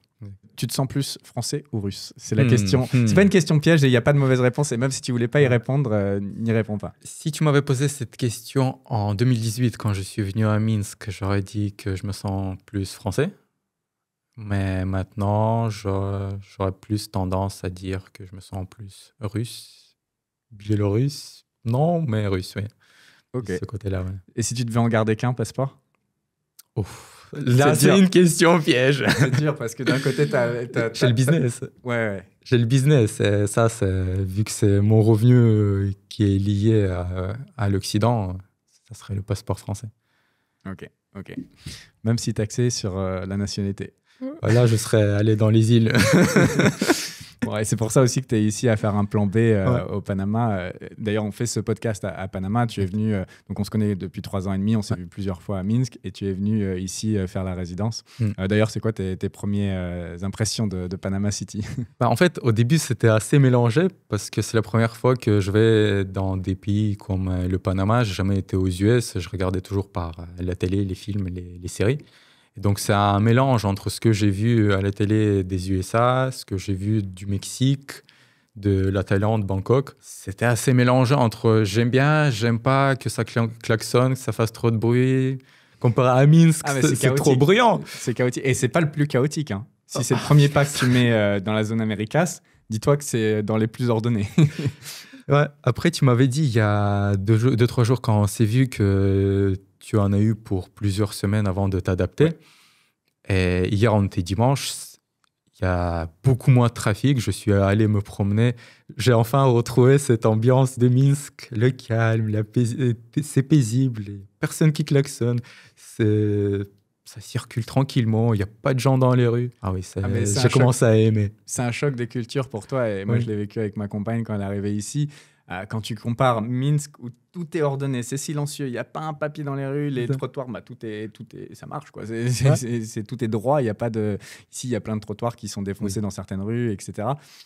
C'est un vrai choc des cultures, mais il y a quelque chose qui est vraiment agréable et elle a fini par dire qu'elle se sentait comme à la maison ici aussi, donc, mais ça a mis un peu de temps. C'est sûr qu'il y a un grand fossé entre Minsk et Panama. C'est ça. Après, il y a aussi ma mère qui m'a dit que peut-être c'est lié au fait que quand je suis arrivé, j'avais pas mal de tâches à faire, tout ce qui est résidence, etc. C'est pas le plus fun. L'ouverture du compte bancaire, surtout que moi, je comprends pas l'espagnol. Et ça parle pas énormément anglais, soit ça avec Google Traduction. C'était pas très confortable pour moi. Mais maintenant... Ça t'a rappelé un peu ton enfance quand t'es arrivé en France, non? Exactement. Donc, c'était un peu douloureux comme sensation. Mais depuis quelques jours, je commence à pratiquer l'espagnol avec Google Traduction. Je me tape des délires. Je tape la phrase comment dire. Après, je dis au serveur. Ouais, c'est assez fun. Ouais. C'est comme ça qu'on apprend. Exact. Super. Donc là, juste pour résumer, t'es venu faire une résidence pour avoir un plan B dans la poche arrière. On sait jamais, ça fait un endroit où... Et c'est très smart, c'est très bien. C'est ça. Ok, et tout s'est passé ultra rapidement en plus. Ça, faut dire à l'audience, ça a pris 30 minutes pour faire la résidence. C'est la première fois que je vois une rapidité pareille parce que moi, j'ai eu l'occasion de tester l'administration française pour avoir les différents titres de séjour, pour avoir le passeport, c'est long. J'ai eu l'administration en biélorusse. C'est plus rapide qu'en France, mais c'est quand même long. C'est pas agréable. Mais ici, quand tu es accompagné par un avocat, en 30 minutes, on m'a juste donné le talon. On m'a dit, tu t'installes, ils feront tout. Dans 30 minutes, j'étais sorti. On a un bon avocat. Ouais, donc, merci à toi, franchement, pour la recommandation. C'est top. Très cool. La question suivante que j'avais pour toi, c'est que maintenant que ça fait 6 ans que tu vis en Biélorussie, qu'est-ce qui te manque de la France, puisque tu y as passé quand même une bonne partie de ta vie? Est-ce qu'il y a des choses qui te manquent tous les jours ou pas? Ça, c'est une bonne question. Quand j'ai commencé à réfléchir à cette question hier, je pense que j'ai mis 2 minutes avant de trouver la réponse. Et en fait, il n'y a pas grand-chose à part l'architecture, où je me suis habitué à avoir des immeubles récents en France, des constructions récentes qui sont beaucoup plus développées qu'à Minsk. Donc ça, oui, c'est la seule chose qui manque. La nourriture, comme j'ai dit, pour moi, elle est meilleure que dans la plupart des pays que j'ai testés. Donc non, que l'architecture. Désolé. Et en plus, toi, l'architecture moderne, je m'attendais à ce que tu me dises l'architecture haussmannienne, parce que moi, c'est ce qui me manque de la France, c'est l'architecture haussmannienne. Non, toi, c'était les bâtiments modernes. Okay. Mais ça, c'est un truc vraiment très russe, biélorusse. Vous aimez les bâtiments modernes. En fait, vous aimez vivre dans des trucs qui viennent d'être construits. C'est ça. Et il y a les gens, ils prennent des crédits pour 20 ans. Ils achètent dans une nouvelle construction un appartement et payer le crédit pendant 20 ans, l'appartement leur revient à 2, 3, 4 fois plus cher, mais c'est pas grave, ils vivent dans un truc neuf. C'est important le neuf, ok? C'est une question de mentalité. Ouais. Moi, je suis beaucoup plus traditionnel sur ce côté-là, j'aime bien les... Bon, en vrai, à l'année, je vis dans une tour. Oui, j'allais dire. Mais ce qui me plaît visuellement, ça reste quand même de l'haussmannien, c'est ce que je trouve de plus beau. Qu'est-ce que tu changerais à la Biélorussie pour rendre ton expérience encore meilleure? Parce que là, depuis le début de cette interview, on dit voilà, c'est safe, c'est propre, ça marche bien, c'est sympa à vivre, etc. On a l'impression qu'il n'y a que des points positifs. Il n'y a pas grand-chose qui te manque de la France. Mais est-ce qu'il y a quand même quelque chose de négatif ou quelque chose que tu changerais pour rendre ton expérience encore meilleure? Je pense que les gens ils vont dire que j'ai été sponsorisé par l'État biélorusse. Exactement. Non, qu'est-ce que j'aurais amélioré? Si au fait, comme je t'ai dit, l'architecture, vu que c'est un truc qui me manque, s'il y a des gens qui sont dans le bâtiment, venez à Minsk, faites des nouveaux bâtiments. Qu'est-ce que tu entends par des nouveaux bâtiments? Des tours de verre, des trucs modernes, c'est ça? Oui, c'est ça. C'est vrai qu'il n'y a pas de gratte-ciel. Oui, il n'y a pas de quartier d'affaires, mais je pense que c'est Loukachenko qui ne veut pas qu'il y ait plus de 30 ou 40 étages. Ah, ok. C'est une limitation. Parce qu'en fait, il n'y a pas d'immeuble de plus de 30 ou 35 étages. Et du côté justement du Berioska, là, de l'autre côté du petit lac, il y avait une zone qui était en train de se construire, il me semble, non? Et ça ne va pas être un peu des bâtiments hauts? Non, ça ne dépasse pas. La plupart du temps, ça ne dépasse pas les 24 étages. Ok. Ouais. Donc ça, c'est une des choses qui te manque, architecturalement, d'avoir quelques gratte-ciel. Ouais, j'aurais mis des gratte-ciel en mode Moscou City ou comme ici. Si je pouvais, s'il y avait les gens qui viendraient m'aider à ça, ouais. ça aurait été fun d'avoir plus d'architecture moderne. Parce que quand tu t'éloignes du centre, oui, dans le centre, c'est assez beau, les anciens immeubles du stalinien et léninien. Il y a des belles avenues, Ouais. des grandes rues et tout. Ça rappelle Moscou, c'est super beau. Mais quand tu vas plus loin, c'est vraiment des constructions vieilles. Soviétiques, ouais. Ouais, C'est triste. Ça peut être très triste, en fait. Moi, je les aurais, si ça tenait qu'à moi, je les aurais démolis, j'aurais fait une nouvelle construction. Mais ouais, c'est ça que j'aurais vraiment changé. Et là, je serais vraiment dans le confort. Ok, visuellement, ça, c'est le seul truc qui t'embête? Parce qu'en fait, moi, je suis quelqu'un qui est visuel et c'est important pour moi qu'il y ait les choses belles qui m'entourent. Ok. Et donc, il n'y a que ça. Lever quelques sanctions quand même, non? Ça serait pas mal. Les sanctions, il y a juste pour les vols. C'est vrai qu'avant, c'était beaucoup plus pratique quand je prenais mon vol à Minsk, mon avion à Minsk pour Charleroi, vu que mes parents sont dans le nord de la France, c'est plus près. J'avais 2h30, je partais de Minsk je me levais à 6h. À midi, je prenais déjà le déjeuner avec mes parents. Alors maintenant, ça prend la journée. Je pars à 6h, j'arrive, il est 21h. Parce que je suis obligé de prendre le bus, après de Vilnius, aller à Paris-Charles de Gaulle, et après prendre le TGV. Donc c'est surtout sur le côté transport, mais j'ai l'impression que les sanctions ne t'embêtent pas. T'aimes bien que ça reste fermé, que ça... En fait, non, il y a que ça comme sanction qui gêne, parce que tout ce qui est processeur de paiement, je n'ai pas de souci pour le business, comparé à la Russie où c'est plus strict pour le banking, etc. Après, tous les produits, ils sont toujours là parce qu'ils sont importés par la Turquie. Okay. Donc, même s'il y a des sanctions sur certains produits, ils viennent de Turquie. Tout est là. Ok. Du coup, il n'y a pas de gros points négatifs que tu voudrais dire sur le fait de vivre en... Non, mais ils vont dire que j'ai été payé, c'est pas possible. Mais même moi, quand j'ai fait la vidéo, ils ont dit c'est pas possible. Et c'est vrai que c'est déroutant parce que quand on parle ou on pense de la Biélorussie avec un regard d'occidental, qui ne connaît pas, qui n'y a jamais été, c'est vraiment très négatif en fait finalement. Et quand tu l'expérimentes, tu te rends compte que c'est totalement autre chose. Après, forcément, il doit y avoir des aspects qui doivent être négatifs, dont on ne parle pas dans cette vidéo, pas qu'on ne veuille pas, mais peut-être qu'on ne les connaît pas, on n'y est pas...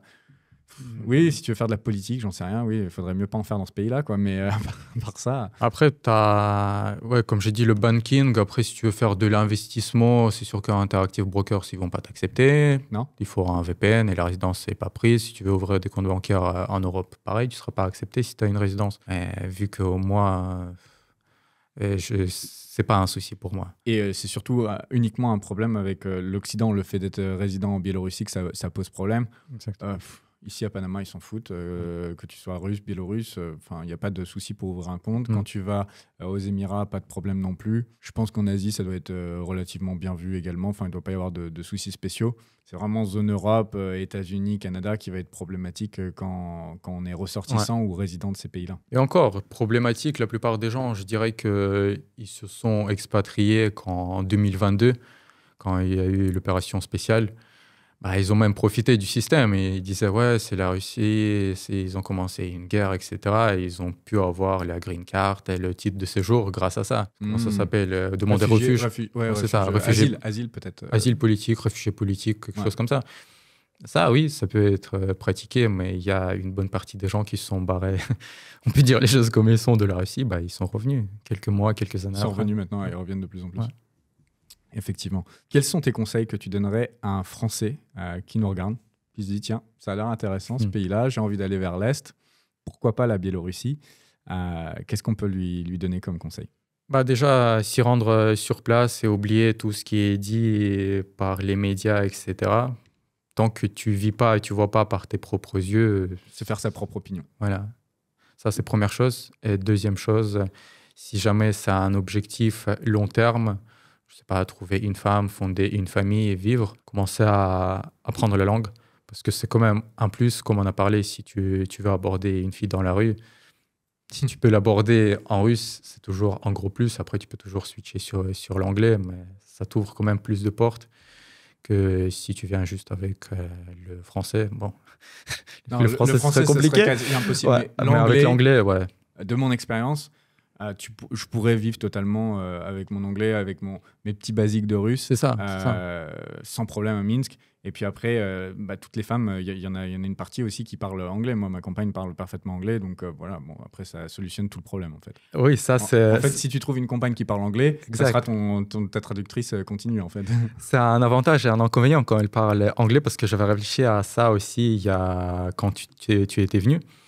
Parce que si elle parle anglais, c'est-à-dire qu'elle a plus de choix. Elle ? Ah oui. Elle a plus de choix, effectivement. Mais t'es aussi bien que moi ? Bonne question, ça. Mais voilà, tu comprends qu'elle a plus de choix, vu qu'elle peut communiquer avec tout le monde. Et donc, c'est plus dangereux. C'est plus dangereux. Ah, donc, oui, je vois ton point de vue. Oui, si tu veux vraiment garder ta femme pour toi. Ouais. Bon, après, elle peut se faire aussi draguer par un Biélorusse. Ouais, mais c'est rare. C'est rare. Ils abordent pas. Il y a des Turcs qui viennent, qui draguent, mais ils ont du mal. Ouais. Ils sont trop, j'ai l'impression, trop rentre dedans. Ouais. Trop rentre dedans. Chaque fois, ils se font recaler, je les vois, ils approchent, et quelques secondes plus tard, ils repartent. Mais aussi, moi, je pensais que tu allais dire l'inconvénient du fait qu'elle parle anglais, c'est que tu vas pas apprendre le russe. Mais bon, au début, tu es obligé d'avoir une langue sur laquelle on parle tous les deux, mais c'est vrai que sinon, j'étais pas très incité à apprendre le russe. Je l'apprends parce que forcément, quand on parle au petit, elle parle en russe. Et donc, à force de l'entendre, je commence à avoir un mini-niveau, on va dire, d'enfant de 4 ans. Tu nous as prouvé ça au début de la vidéo. Oui, bon, on va pas aller beaucoup plus loin. Ok, donc du coup, tu dirais de venir se faire sa propre opinion et d'apprendre le russe. Et ça, comment tu conseilles d'apprendre le russe d'ailleurs, application ou directement sur place? Premièrement, c'est application, bien sûr, avant que vous venez. Je pense que Duolingo, ils doivent avoir le russe. Oui, niveau incroyable. Donc, c'est largement suffisant pour avoir les mots basiques. Même moi qui est ici au Panama, qui ne connais pas l'espagnol, je connais le basique, le hola, muchas gracias, ciao, les chiffres. C'est quand même un avantage. Tu te sens un petit peu plus proche de la population quand tu leur parles avec leur langue. Que juste avec l'anglais, tu es là en mode je m'en fous de votre langue, moi c'est qu'anglais, vous faites ce que vous voulez. Oui, c'est un avantage. Donc tu apprends avec l'application, tu viens et tu commences à pratiquer, parce que le plus gros, ça se fait sur place. Quand tu es vraiment dans le pays, tu entends la langue, et tu commences à pratiquer.